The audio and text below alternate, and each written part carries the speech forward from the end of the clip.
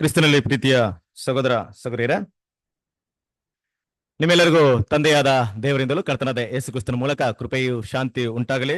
ಅನೇಕ ದಿನಗಳ ನಂತರ ನಿಮ್ಮನ್ನು ನೋಡುವಂತ ಒಂದು ಅವಕಾಶವನ್ನ ತಂದೆ ದೇವರು ಈ ಸಮಯದಲ್ಲಿ ನಮಗೆ ಕೊಟ್ಟಿದ್ದಾರೆ. ಹಾಗಾಗಿ ತಂದೆಯ ದೇವರಿಗೂ ಕೃತಜ್ಞತೆ ಸಲ್ಲಿಸುವನಾಗಿದ್ದೇನೆ. ಪ್ರೀತಿಯ ಸಹೋದರ ಸಹೋದರಿಯರೇ, ಇವತ್ತು ನಾವು ನೋಡ್ತಿರೋ ಪ್ರಕಾರವಾಗಿ ಪಾಠ ಏನಿದೆ? ಆಂಟಿವೈರಸ್. ಏನಪ್ಪ ಇದು ಬ್ರದರ್, ಆಂಟಿವೈರಸ್ ಅಂತ ಹಾಕ್ಬಿಟ್ಟವ್ರೆ. ಏನಿದು ಈ ತರ ಒಂದು ಟೈಟಲ್ ಅಲ್ವಾ? ಎಲ್ರಿಗೂ ಒಂಥರ ಇರ್ಬೋದು.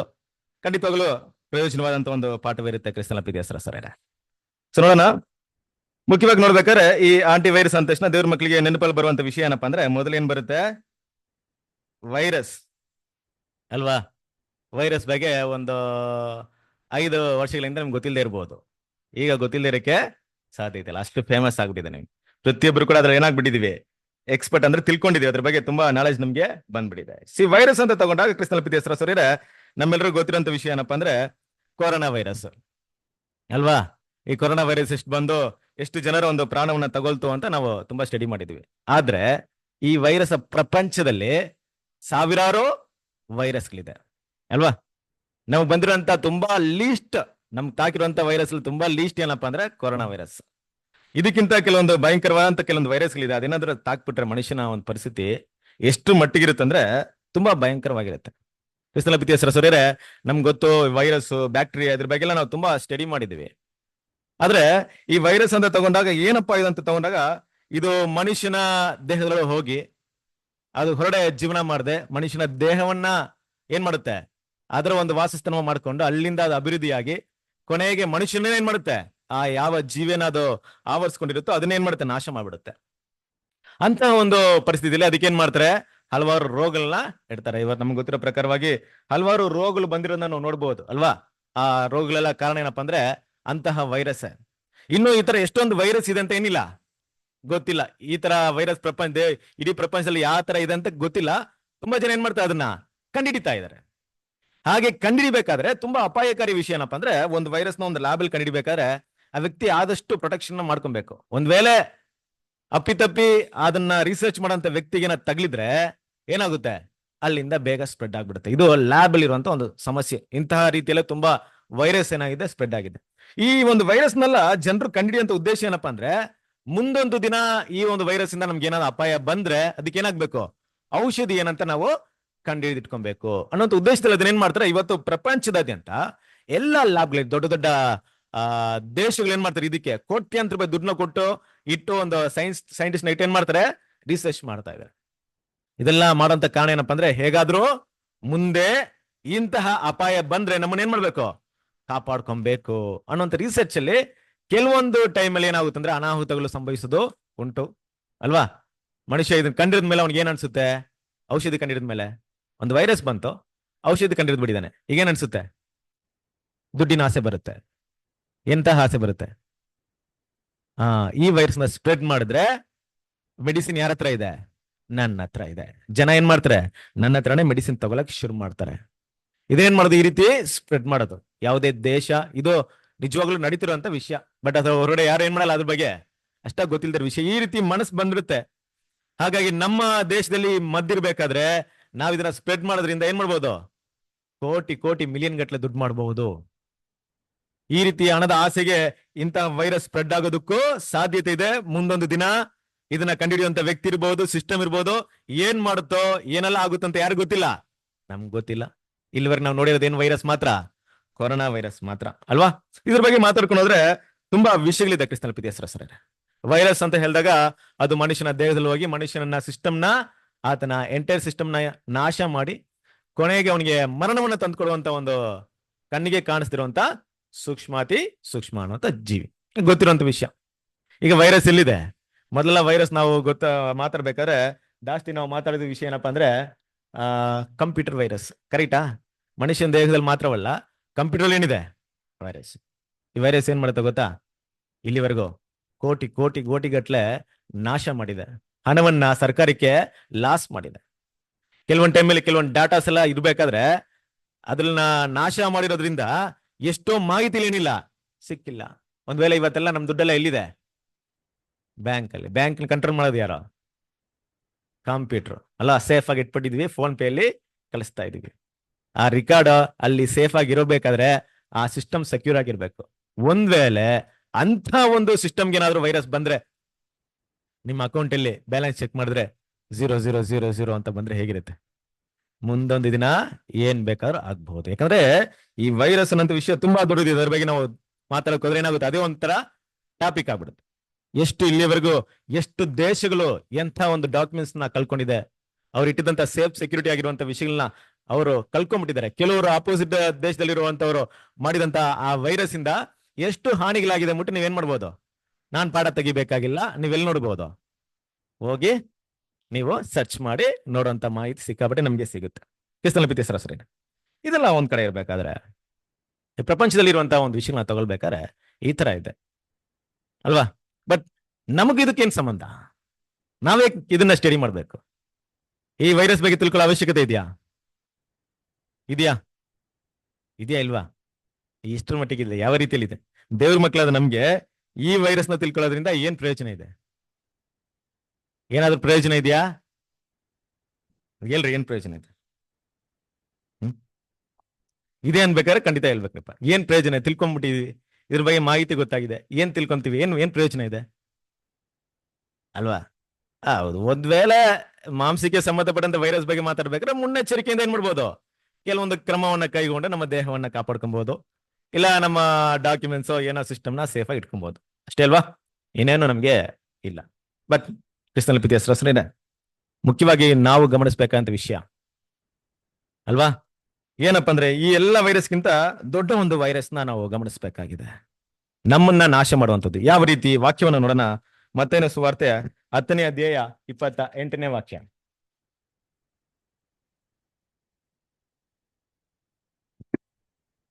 ಇದಲ್ಲದೆ ದೇಹವನ್ನು ಕೊಂದು ಆತ್ಮವನ್ನು ಕೊಲ್ಲಲಾರದವರಿಗೆ ಹೆದರಬೇಡಿರಿ. ಆತ್ಮ ದೇಹ ಎರಡನ್ನೂ ಕೂಡ ನರಕದಲ್ಲಿ ಹಾಕಿ ನಾಶ ಮಾಡಬಲ್ಲಾತನಿಗೆ ಹೆದರಿರಿ. ಅಲ್ವರ? ಏನಂತಿದ್ರೆ? ದೇಹವನ್ನು ಕೊಂದು ಆಮೇಲೆ ಆತ್ಮವನ್ನು ಕೊಲ್ಲದವನಿಗೆ ಹೆದರ್ಬೇಡ್ರಿ. ಸಿಂಪಲ್ ಆಗಿ, ನಿಮ್ಮನ್ನ ಯಾರ ಸಾಯಿಸ್ತಾರ ಅಂತವ್ರ ಮೇಲೆ ಭಯ ಬೇಡ. ಸಿಂಪಲ್ ಆಗಿ ನಮ್ಮನ್ನ ಸಾಯಿಸೋದು ಯಾರು? ಕೊರೋನಾ ವೈರಸ್ ತಗೊಳ್ಳಿ, ಕೊರೋನಾ ವೈರಸ್ ಬಗ್ಗೆ ಭಯ ಬೇಡ. ಈ ದೇಹವನ್ನ ನಾಶ ಮಾಡುವಂತ ಯಾವುದೇ ವಿಷಯಗಳ ಮೇಲೆ ಭಯ ಬೇಡ. ಆದ್ರೆ ಇನ್ನೊಂದು ವಿಷಯ ಇದೆ. ಆ ವಿಷಯ ಏನಪ್ಪಾ ಅಂದ್ರೆ, ನಿಮ್ಮ ದೇಹವನ್ನಲ್ಲ, ನಿಮ್ಮ ಆತ್ಮವನ್ನೇ. ಏನೋ ದೇವ್ರ ಮಕ್ಕಳ ಆತ್ಮ ಸಬ್ಜೆಕ್ಟ್ ಕೇಳಿದೀವಿ, ಇದ್ರ ಬಗ್ಗೆ ಎಕ್ಸ್ಪ್ಲೈನ್ ಮಾಡ್ಬೇಕಾಗಿಲ್ಲ ನಾವು, ಕರೆಕ್ಟಾ?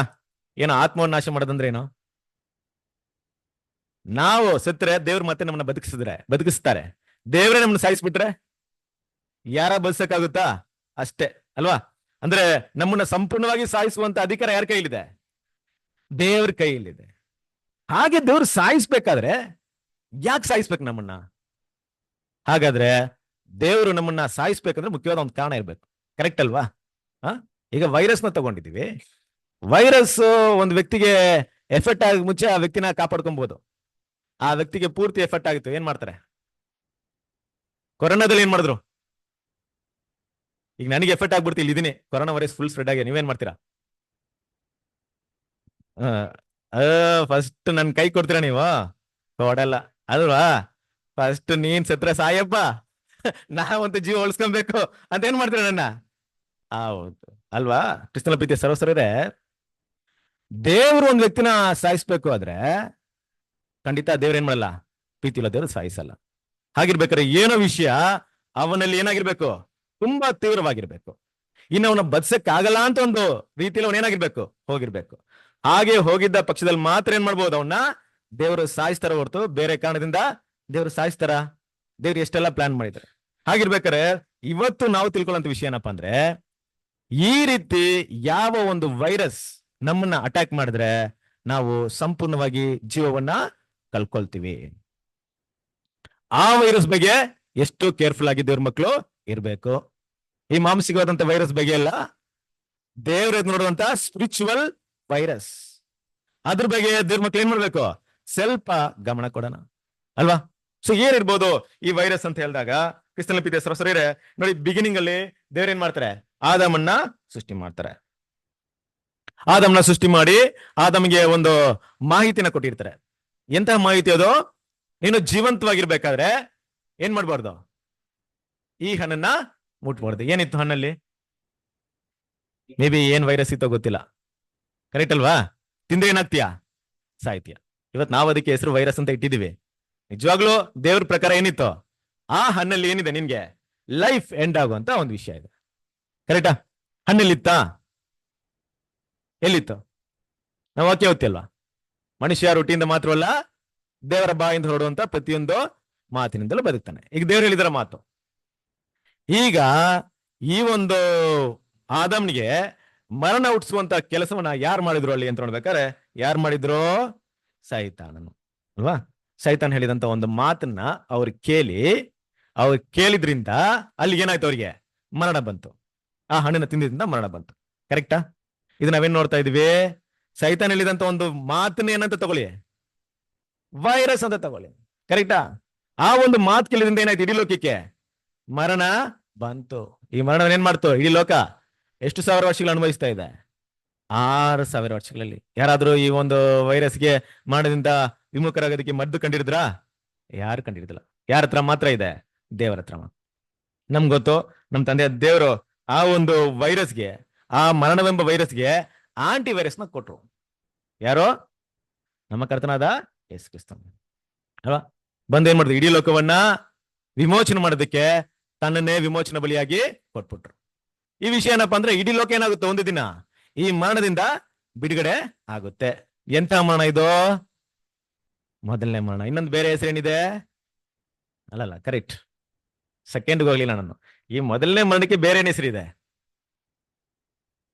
ಗುಡ್, ಆದಮಿಕ್ ಡೆತ್, ಆದಮನ ಮರಣ. ಈ ಆದಮನ ಮರಣದಿಂದ ಪ್ರತಿಯೊಬ್ಬ ಜನರಿಗೆ ಏನಿದೆ, ವಿಮೋಚನೆ ಇದೆ. ಯಾಕಂದ್ರೆ ದೇವ್ರ ಏನ್ ಮಾಡಿದ್ದಾರೆ, ಅದರಿಂದ ಬಿಡುಗಡೆನ ಇಟ್ಟಿದ್ದಾರೆ. ಬಟ್ ಈ ಒಂದು ಆದಮನ ಮರಣ ಬಂದಿದ್ದ ಕಾರಣವೇನು, ದೇವರ ಮಾತನ್ನ ಕೇಳದೆ ಯಾರ ಮಾತನ್ನ ಕೇಳಿದ್ರು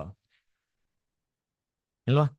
ಈಗ ಕೆಲವೊಂದು ವಿಷಯ ನಮ್ಗೆ ಇಲ್ಲಿ ಗೊತ್ತಿರುತ್ತೆ, ಆದ್ರೆ ಕ್ರಿಸ್ತನ ಪಿತೆ ಸರಸರೇ ಇದಕ್ಕಿಂತ ಹೆಚ್ಚಾದ ವಿಷಯ, ಆದಾಮನಿಗೆ ಕೊಟ್ಟಂತ ರಾನ್ಸಮ್ ಇಂದ ಇಡೀ ಲೋಕ ಪುನರ್ತನ ಬರುತ್ತಪ್ಪ, ಪುನರ್ತನ ಬರ್ತಾರೆ.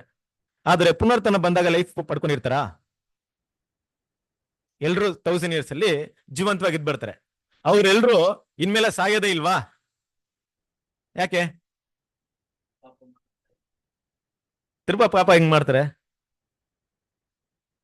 ಚಾನ್ಸಸ್ ಹೆಂಗಿರುತ್ತೆ? ಏನೆಲ್ಲ ಇರಲ್ಲ ಅಲ್ಲಿ, ದುಷ್ಟ ಪ್ರಾಣಿ ಇರಲ್ಲ, ಸೈತಾನ ಇರಲ್ಲ, ಮಾನಸಿಕ ಬೆಳವಣಿಗೆ ಇರಲ್ಲ. ಮತ್ತೆ ಪಾಪ ಮಾಡೋದೇನಕ್ಕೆ? ಏನಕ್ಕೆ ಪಾಪ ಮಾಡ್ತಾರೆ? ಯೋಚನೆ ಮಾಡ್ರಿ. ಪರಿಪೂರ್ಣವಾದಂತ ಬಾಡಿ, ಸೈತನ್ನ ಕಟ್ಟಾಕ್ಬಿಟ್ರು. ಏಷ್ಯಾ 35 ಅಧ್ಯಾಯದಲ್ಲಿ ಬರುವಂತ ರೀತಿಯಲ್ಲಿ ದುಷ್ಟ ಪ್ರಾಣಿಗಳಿಲ್ಲ. ಇವತ್ತು ನಮ್ಮನ್ನ ಪ್ರೇರಣೆ ಮಾಡುವಂತ ಏನೇನು ಸಿಸ್ಟಮ್ ಇದೆ ಅದೆಲ್ಲ ಯಾವುದೂ ಇಲ್ಲ. ಜೊತೆಗೆ ಏನಿಲ್ಲ, ಸತ್ಯ ಇದೆ. ಈಗ ಪಾಪ ಮಾಡೋದಕ್ಕೆ ಸಾಧ್ಯತೆ ಏನಿದೆ ಹೇಳ್ರಿ? ಏನ್ ಸಾಧ್ಯತೆ ಇದೆ? ಮತ್ತೇನಕ್ಕೆ ಟೆಸ್ಟ್ ಅಲ್ಲಿ? ಕ್ರಿಸ್ತನ ಪಿತೆ ಸರಸರಿದೆ, ಇಲ್ಲಿವರೆಗೂ ಅವನು ಬೆಳೆಸ್ಕೊಂಡಿದ್ದಾನಲ್ಲ ಗುಣಗಳು, ಆ ಗುಣಗಳು ಹೇಗಿರುತ್ತೆ? ಹಾಗೇ ಇರುತ್ತೆ, ಯಾವುದೇ ಬದಲಾವಣೆ ಆಗಿರಲ್ಲ. ಅದನ್ನ ಬದಲಾಯಿಸುವಂತ ಕೆಲಸ ಯಾರ ಕೈಲಿದೆ? ಅವರ ಕೈಯಲ್ಲಿದೆ. ಅದನ್ನೇನಾದ್ರೂ ಬದಲಾಯಿಸ್ಕೊಂಡಿಲ್ಲ ಅಂದ್ರೆ ಅವನಿಗೇನಾಗುತ್ತೆ, ಮತ್ತೆ ಡೆತ್ ಬರುತ್ತೆ ಅಲ್ವಾ. ಕ್ರಿಸ್ತನ ಪಿತೆ ಸರಸರಿದೆ, ಹಾಗಿರ್ಬೇಕಾದ್ರೆ ದೇವರ ಗಮನದಲ್ಲಿ ನೋಡುವಂತ ವಿಷಯ ಏನಪ್ಪಾ ಅಂದ್ರೆ, ಒಂದು ವ್ಯಕ್ತಿಯ ಆ ಗುಣಗಳು ತಪ್ಪಾಗಿಯೂ ಇಲ್ಲ ಒಳ್ಳೇದಾಗಿಯೂ ಬೆಳೆಯೋದಕ್ಕೆ ಕಾರಣವಾಗಿರುವಂತ ವಿಷಯಗಳೇನು, ಅದ್ರ ಮೇಲೆ ದೇವ್ರೇನ್ ಮಾಡ್ತಾ ಇದಾರೆ? ಗಮನ ಕೊಡ್ತಾ ಇದಾರೆ. ಇಂಡಿವಿಜುವಲ್ ಆಗಿ ತಗೊಳ್ಬೇಕಾದ್ರೆ, ಪುನರ್ತನ ಕೊಟ್ಟರು ಕೂಡ ಮತ್ತೆ ಲೈಫ್ ಪಡ್ಕೊಬೇಕಾದ್ರೆ ಅವರು ಅವರ ವಿಷಯಗಳನ್ನ ಏನ್ ಮಾಡ್ಬೇಕು?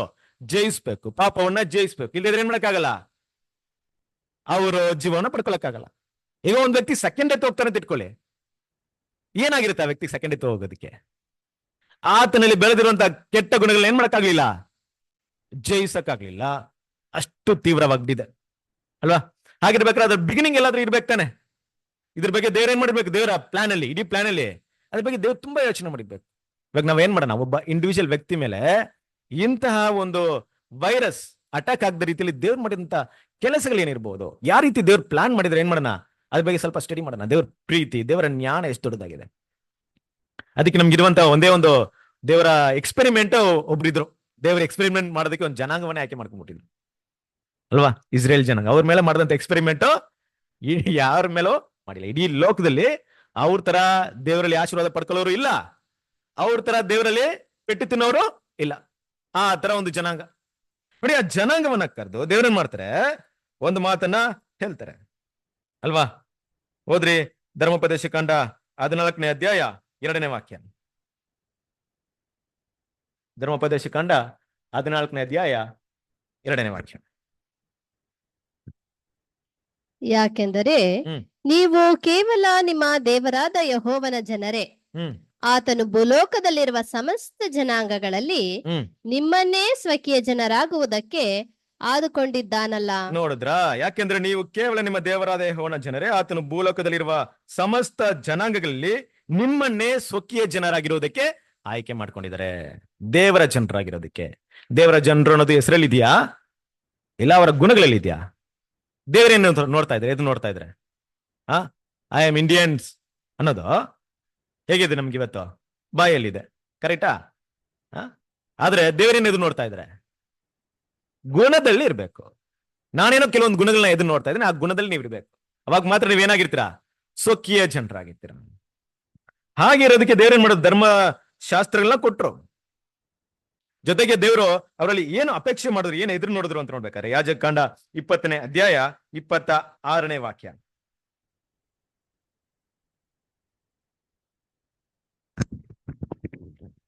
யாத்திராகமம் 20 அதிகாரம் 26 வசனம். ಯೆಹೋವನೆಂಬ Sorry. ನಾನು ಲೇವಿಯಾಗಮம் 20 அதிகாரம் 26 வசனம். ಯೆಹೋವನೆಂಬ ನಾನು ಪರಿಶುದ್ಧನಾಗಿದ್ದೇನೆ, ಹ್ಮ್. ಮತ್ತು ನೀವು ನನ್ನ ಜನರಾಗುವಂತೆ ನಿಮ್ಮನ್ನು ಇತರ ಜನಾಂಗಗಳಿಂದ ಪ್ರತ್ಯೇಕಿಸಿದ್ದೇನೆ. ಆದುದರಿಂದ ನೀವು ನನಗೆ ಮೀಸಲಾಗಿರಬೇಕು. ನೋಡಿದ್ರ, ನಾನು ಪರಿಶುದ್ಧನಾಗಿದ್ದೇನೆ, ನೀವು ನನ್ನ ಸ್ವಕೀಯ ಜನರು ಅನ್ಬೇಕಾದ್ರೆ ಬೇರೆ ಜನಾಂಗಕ್ಕೂ ನಿಮ್ಗೆ ಏನಾಗ್ಬೇಕು? ಡಿಫ್ರೆನ್ಸ್ ಇರ್ಬೇಕು ಅಲ್ವಾ? ಬೇರೆ ಜನಾಂಗದಿಂದ ನಿಮ್ಮನ್ನ ಏನ್ ಮಾಡ್ತಾ ಇದ್ದೀನಿ? ಸಪರೇಟ್ ಮಾಡ್ತಾ ಇದ್ದೀನಿ. ನೀವು ನಮ್ಮನ್ನ ಸ್ವಕೀಯ ಜನರಾಗಿ ಆಯ್ಕೆ ಮಾಡ್ತಾ ಇದ್ದೀನಿ. ಅಂದ್ರೆ ಏನರ್ಥ? ಅವರು ಆ ಬಾರ್ಡರ್ ಅಲ್ಲಿ ಇದ್ದಾರೆ, ನಾವು ಈ ಬಾರ್ಡರ್ ಅಲ್ಲಿ ಇದ್ದೀವಿ, ಅಷ್ಟೇ ಡಿಫ್ರೆಂಟಾ? ಅವರು ಅವ್ರ ಊರಲ್ಲಿ ಇದ್ದಾರೆ, ನಾವು ನಮ್ಮ ಊರಲ್ಲಿ ಇದ್ದೀವಿ, ಸಪರೇಷನ್ ಆಗ್ಬಿಟ್ಟಿದೆ. ಅದನ್ನ ಮಾತ್ರ ದೇವ್ರು ಹೇಳ್ತಾ ಇದ್ದೀರಾ? ಇಲ್ಲ. ಬದಲಾಗಿ ನೀವು ನನ್ನ ಸ್ವಕೀಯ ಜನರಾಗಿರ್ಬೇಕಾದ್ರೆ ಬೇರೆ ಜನಾಂಗದ ಯಾವುದೇ ವಿಷಯಗಳು ಯಾರಲ್ಲಿ ಇರಬಾರ್ದು? ನಿಮ್ಮಲ್ಲಿ ಇರಬಾರ್ದು. ಅದಕ್ಕೆ ದೇವ್ರು ಏನ್ ಮಾಡ್ತಾ ಇದ್ರು? ತುಂಬಾ ಕೇರ್ಫುಲ್ ಆಗಿ ಇಸ್ರೇಲ್ ಜನರನ್ನ ನೋಡಿ ನೋಡಿ ಪ್ಲಾನ್ ಮಾಡ್ತಾರೆ. ಯಾವ ರೀತಿ ಪ್ಲಾನ್ ಮಾಡ್ತಾರೆ? ಯಾಕೆ ಅಂದ್ರೆ ಇಸ್ರೇಲ್ ಜನರು ಎಲ್ಲೂ ಕೂಡ ಒಂದು ಸಪರೇಟ್ ನೇಷನ್ ಆಗಿ ಡೆವಲಪ್ ಆಗೋದಕ್ಕೆ ಸಾಧ್ಯತೆನೇ ಇರ್ಲಿಲ್ಲ. ಅವಾಗ ಏನ್ ಮಾಡ್ಬೇಕಾಯ್ತು? ಬೇರೆ ದೇಶಗಳಿಗೆ ಒಳಪಡ್ಬೇಕಾಯ್ತು. ಐಗುಪ್ತದಲ್ಲಿ ಇದ್ರಾ? ಐಗುಪ್ತದಲ್ಲಿ ಧರ್ಮಶಾಸ್ತ್ರ ಕೊಡಕ್ಕಿಂತ ಮೊದ್ಲಿದ್ರಾ, ಕೊಟ್ಮೇಲೆ ಇದ್ರಾ? ದಾಸತ್ವಕ್ಕೆ ಒಳಗಾದ್ರಲ್ಲ ಐಗುಪ್ತದಲ್ಲಿ, ಧರ್ಮಶಾಸ್ತ್ರ ಕೊಟ್ಮೇಲೆ ಇದ್ರಾ, ಕೊಡಕ್ಕಿಂತ ಮೊದ್ಲಿದ್ರಾ? ಕೊಡಕ್ಕಿಂತ ಮೊದ್ಲಿದ್ರು. ಹಾಗಿದ್ರು ಸುಲಭವಾಗಿ ಏನ್ ಕಲ್ತಿರ್ಬೇಕು ಅವರು? ಐಗುಪ್ತದ ಅನೇಕ ಆಚಾರ ವಿಚಾರಗಳನ್ನ ಕಲ್ತಿರ್ಬೇಕು. ಈಗ ದೇವ್ರಿಗೆ ಮಾಡ್ತಾರೆ, ಅದನ್ನ ಫಿಲ್ಟರ್ ಮಾಡ್ತಾರೆ. ಫಿಲ್ಟರ್ ಮಾಡಿ ಏನ್ ಮಾಡ್ತಾರೆ? ಈ ರೀತಿ ನೀವು ಇರ್ಬೇಕಂದ್ಬಿಟ್ಟು ಧರ್ಮಶಾಸ್ತ್ರ ಕೊಡ್ತಾರೆ. ಹಾಗಿರ್ಬೇಕಾದ್ರೆ ಏನರ್ಥ? ಧರ್ಮಶಾಸ್ತ್ರದಲ್ಲಿ ಕೊಟ್ಟಿರುವಂತ ವಿಷಯ ಏನ್ ಮಾಡಿದ್ರೆ ಆಲ್ರೆಡಿ ಮೀರಿದ್ದಾರೆ. ಅದ್ ಮಾತ್ರ ಅಲ್ಲ, ಇನ್ನು ಕೂಡ ಹಲವಾರು ಜನಾಂಗಗಳನ್ನ ನೀವು ಸಂಧಿಸಕ್ಕೆ ಹೋಗ್ತಿದ್ದೀರಾ. ಅದ್ರಲ್ಲಿ ವಿಶೇಷವಾಗಿ ಯಾರಂದ್ರೆ ಕಾನಾನಿಯರು. ದೇವರವ್ರಿಗೆ ಏನ್ ಮಾತಾಡ್ತಾರಂದ್ರೆ, ನೋಡಿ, ಒಂದು ದೇಶಕ್ಕೆ ಹೋಗಿ ನೀವು ಯುದ್ಧ ಮಾಡ್ಬೇಕಾದ್ರೆ ಆ ದೇಶದಲ್ಲಿ ಏನ್ ಮಾಡ್ರಿ? ಎಲ್ರನ್ನ ಸಾಯಿಸ್ಬಿಡ್ರಿ. ಆದ್ರೆ ಯಾರು ಮಾತ್ರ ಸಾಯಿಸ್ಬೇಡ್ರಿ? ಹೆಣ್ಣು ಮಕ್ಕಳನ್ನ, ಸ್ತ್ರೀಯನ್ನ ಸಾಯಿಸ್ಬೇಡ್ರಿ, ಮಕ್ಕಳನ್ನ ಸಾಯಿಸ್ಬೇಡ್ರಿ. ಬೇರೆಯವ್ರು ಎಲ್ರು ಏನ್ ಮಾಡ್ಬಿಡ್ರಿ? ಸಾಯಿಸ್ಬೇಡ್ರಿ. ಕರೆಕ್ಟಾ? ಓದಿದೀವಾ? ಒಂದ್ಸರಿ ಓದ್ರಿ. ಧರ್ಮೋಪದೇಶ ಕಾಂಡ 20ನೇ ಅಧ್ಯಾಯ 13ರಿಂದ 15. ನಿಮ್ಮ ದೇವರಾದ ಯೆಹೋವನು ಆ ಪಟ್ಟಣವನ್ನು ನಿಮಗೆ ವಶ ಮಾಡಿದಾಗ ಅದರಲ್ಲಿರುವ ಗಂಡಸರೆಲ್ಲರನ್ನು ಕನಿಕರಿಸದೆ ಸಂಹಾರ ಮಾಡಬೇಕು. ಹೆಂಗಸರನ್ನು, ಮಕ್ಕಳನ್ನು, ದನಗಳನ್ನು, ಊರಲ್ಲಿರುವ ಆಸ್ತಿಯನ್ನು ನೀವು ಸ್ವಂತಕ್ಕೆ ತೆಗೆದುಕೊಳ್ಳಬಹುದು. ನೋಡಿದ್ರೆ ನೀವೇನ್ ಮಾಡ್ಬೋದು? ಗಂಡಸರನ್ನ ಸಾಯಿಸ್ಬಿಡ್ರಿ, ಹೆಣ್ಮಕ್ಳನ್ನ ತಗೊಳ್ರಿ, ಗಂಡ್ ಮಕ್ಳನ್ನ ತಗೊಳ್ರಿ, ದನಗಳನ್ನ ತಗೊಳ್ರಿ. ನೀವು ಯಾವುದೇ ದೇಶಕ್ಕೆ ಹೋಗಿ ನೀವು ಯುದ್ಧ ಮಾಡಿದ್ರೆ ಇದೇ ಕ್ರಮ. ಈ ಕ್ರಮವನ್ನು ನೀವೇನ್ ಮಾಡ್ಬೇಕು? ಫಾಲೋ ಮಾಡ್ಬೇಕು. ಕರೆಕ್ಟಾ? ಕಂಟಿನ್ಯೂ ಮಾಡಿ. ಹಾಗೆ ನಿಮ್ಮ ದೇವರಾದ ಯೆಹೋವನು ನಿಮಗೆ ವಶಪಡಿಸಿದ ಹ್ಮ್ ಶತ್ರುಗಳ ಆಸ್ತಿಯನ್ನು ನೀವೇ ಅನುಭೋಗಿಸಬಹುದು. ಹ್ಮ್ ಈ ದೇಶದ ಜನಾಂಗಗಳಿಗೆ ಸೇರದೆ ದೂರವಾಗಿರುವ ಜನಾಂಗಗಳ ಪಟ್ಟಣಗಳ ವಿಷಯದಲ್ಲಿ ನೀವು ಹಾಗೆಯೇ ನಡೆದುಕೊಳ್ಳಬೇಕು. ನೋಡಿದ್ರ ನೀವೇನ್ ಮಾಡ್ಬೇಕು? ಹಾಗೆ ನಡೆದುಕೊಳ್ಬೇಕು. ಹೇಗೆ ನಡೆದುಕೊಳ್ಬೇಕು? ವಾಕ್ಯ ಹೇಳ್ತಿರ್ಬೇಕಾದ್ರೆ, ಈ ದೇಶದ ಜನಾಂಗಗಳಿಗೆ ಸೇರದೆ ದೂರವಾಗಿರುವ ಜನಾಂಗಗಳ ಪಟ್ಟಣಗಳಿಗೆ, ಅಂದ್ರೆ ಏನಂತಿದ್ರೆ ಇಲ್ಲಿ ಸ್ಪೆಸಿಫಿಕ್ ಆಗಿ ಒಂದು ಜನಾಂಗವನ್ನ ಬಿಟ್ಟು ಬೇರೆ ಬಗ್ಗೆ ಮಾತಾಡ್ತಾ ಇದ್ದಾರೆ. ಇವ್ರನ್ನ ಬಿಟ್ಟು ಬೇರೆ ಎಲ್ಲೇ ಯುದ್ಧ ಮಾಡಿದ್ರು ಅಲ್ಲಿ ಹೆಂಗಸನ್ನ ಏನ್ ಮಾಡ್ರಿ? ಉಳಿಸ್ಕೊಳ್ರಿ, ಮಕ್ಕಳನ್ನ ಉಳಿಸ್ಕೊಳ್ರಿ, ದನ ಕರುಗಳನ್ನ ತಗೊಳ್ರಿ. ಆದ್ರೆ ನಾನು ತೋರಿಸುವಂತ ಒಂದು ದೇಶ ಇದೆ, ಒಂದು ಜನಾಂಗ ಇದೆ, ಅಲ್ಲಿ ಶ್ವಾಸ ಬಿಡುವಂತ ಪ್ರಾಣಿ ಒಂದನ್ನು ಉಳಿಸ್ಬಾರ್ದು. ಪ್ರತಿಯೊಂದನ್ನ ಏನ್ ಮಾಡ್ಬೇಕು? ನಾಶ ಮಾಡ್ಬೇಕು. ಏನಪ್ಪಾ ಆತರ ಭಯಂಕರವಾಗಿರುವಂತ ದೇಶ? ಕೆಲವೊಂದು ದೇಶದಲ್ಲಿ ದೇವ್ರು ಏನಂತ ಹೇಳ್ತಾರೆ? ಹೆಣ್ಮಕ್ಳನ್ನ ಬಿಟ್ಬಿಡ್ರಿ, ಮಕ್ಕಳನ್ನ ಬಿಟ್ಬಿಡಿ, ದನ ಕುರಿಗಳನ್ನ ಬಿಟ್ಬಿಡ್ರಿ ಅಂತಾರೆ. ಇನ್ನೊಂದ್ ಏನಂತಿದ್ರೆ, ನಾನು ಹೇಳುವಂತ ಈ ದೇಶ ಇದೆಯಲ್ಲ, ಈ ದೇಶದಲ್ಲಿ ಯಾವ್ದನ್ನು ಉಳಿಸ್ಬಾರ್ದು, ನೀವು ಸರ್ವ ಸಂಹಾರ ಮಾಡ್ಬೇಕು. ವಾಕ್ಯ ಓದನ್ವಾ? ಓದ್ರಿ. ಧರ್ಮೋಪದೇಶ ಕಂಡ 7ನೇ ಅಧ್ಯಾಯ 1-2 ವಾಕ್ಯಗಳು. ನೀವು ಸ್ವಾಧೀನ ಮಾಡಿಕೊಳ್ಳುವುದಕ್ಕೆ ಹೋಗುವ ದೇಶದಲ್ಲಿ ನಿಮ್ಮ ದೇವರಾದ ಯೆಹೋವನು ನಿಮ್ಮನ್ನು ಸೇರಿಸಿ ಸಂಖ್ಯೆಯಲ್ಲಿಯೂ ಬಲದಲ್ಲಿಯೂ ನಿಮಗೆ ಮೀರುವ ಹಿತ್ತಿಯರು, ಗಿರ್ಗಾಷಿಯರು, ಅಮೋರಿಯರು, ಕಾನಾನ್ಯರು, ಪೆರಿಜ್ಜೀಯರು, ಹಿವ್ವಿಯರು, ಎಬೂಸಿಯರು ಎಂಬ 7 ಜನಾಂಗಗಳನ್ನು ನಿಮ್ಮ ಎದುರಿನಿಂದ ಸಿಸ್ಟರ್ ಓದಿ, ಸರಿ ಓದಿ. 7 ಜನಾಂಗಗಳನ್ನು ನಿಮ್ಮ ಎದುರಿನಿಂದ ಹೊರಡಿಸುವನಾಗಿ ಅವರನ್ನು ನಿಮ್ಮಿಂದ ಪರಾಜಯಪಡಿಸುವಾಗ ನೀವು ಅವರನ್ನು ನಿಶೇಷವಾಗಿ ಸಂಹರಿಸಬೇಕು. ಅವರ ಸಂಗಡ ಒಡಂಬಡಿಕೆ ಮಾಡಿಕೊಳ್ಳಬಾರದು. ಈ ಜನಾಂಗ ಯಾರು? ಇದು ಕಾನಾನ್ಯರು.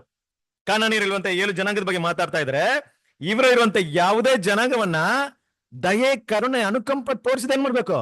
ಸಂಹಾರ ಮಾಡ್ಬೇಕು. ಅಯ್ಯೋ ಮಗು, ಅಯ್ಯೋ ಪಾಪ ಚಿಕ್ಕ ಮಗುಪಾ, ಹೆಂಗ್ ಸಂಹಾರ ಮಾಡ್ತೀರಾ?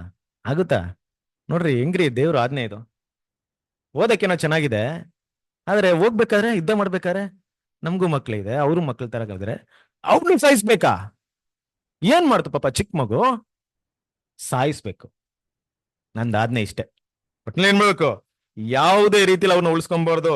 ನೆಕ್ಸ್ಟ್ ಏನ್ ಮಾಡ್ಬಾರ್ದು? 7ನೇ ಅಧ್ಯಾಯ 3ನೇ ವಾಕ್ಯ. ಧರ್ಮೋಪದೇಶ ಕಂಡ ಉಭಾಗಂ 7వ ಅಧಿಕಾರ 3వ ವಚనం.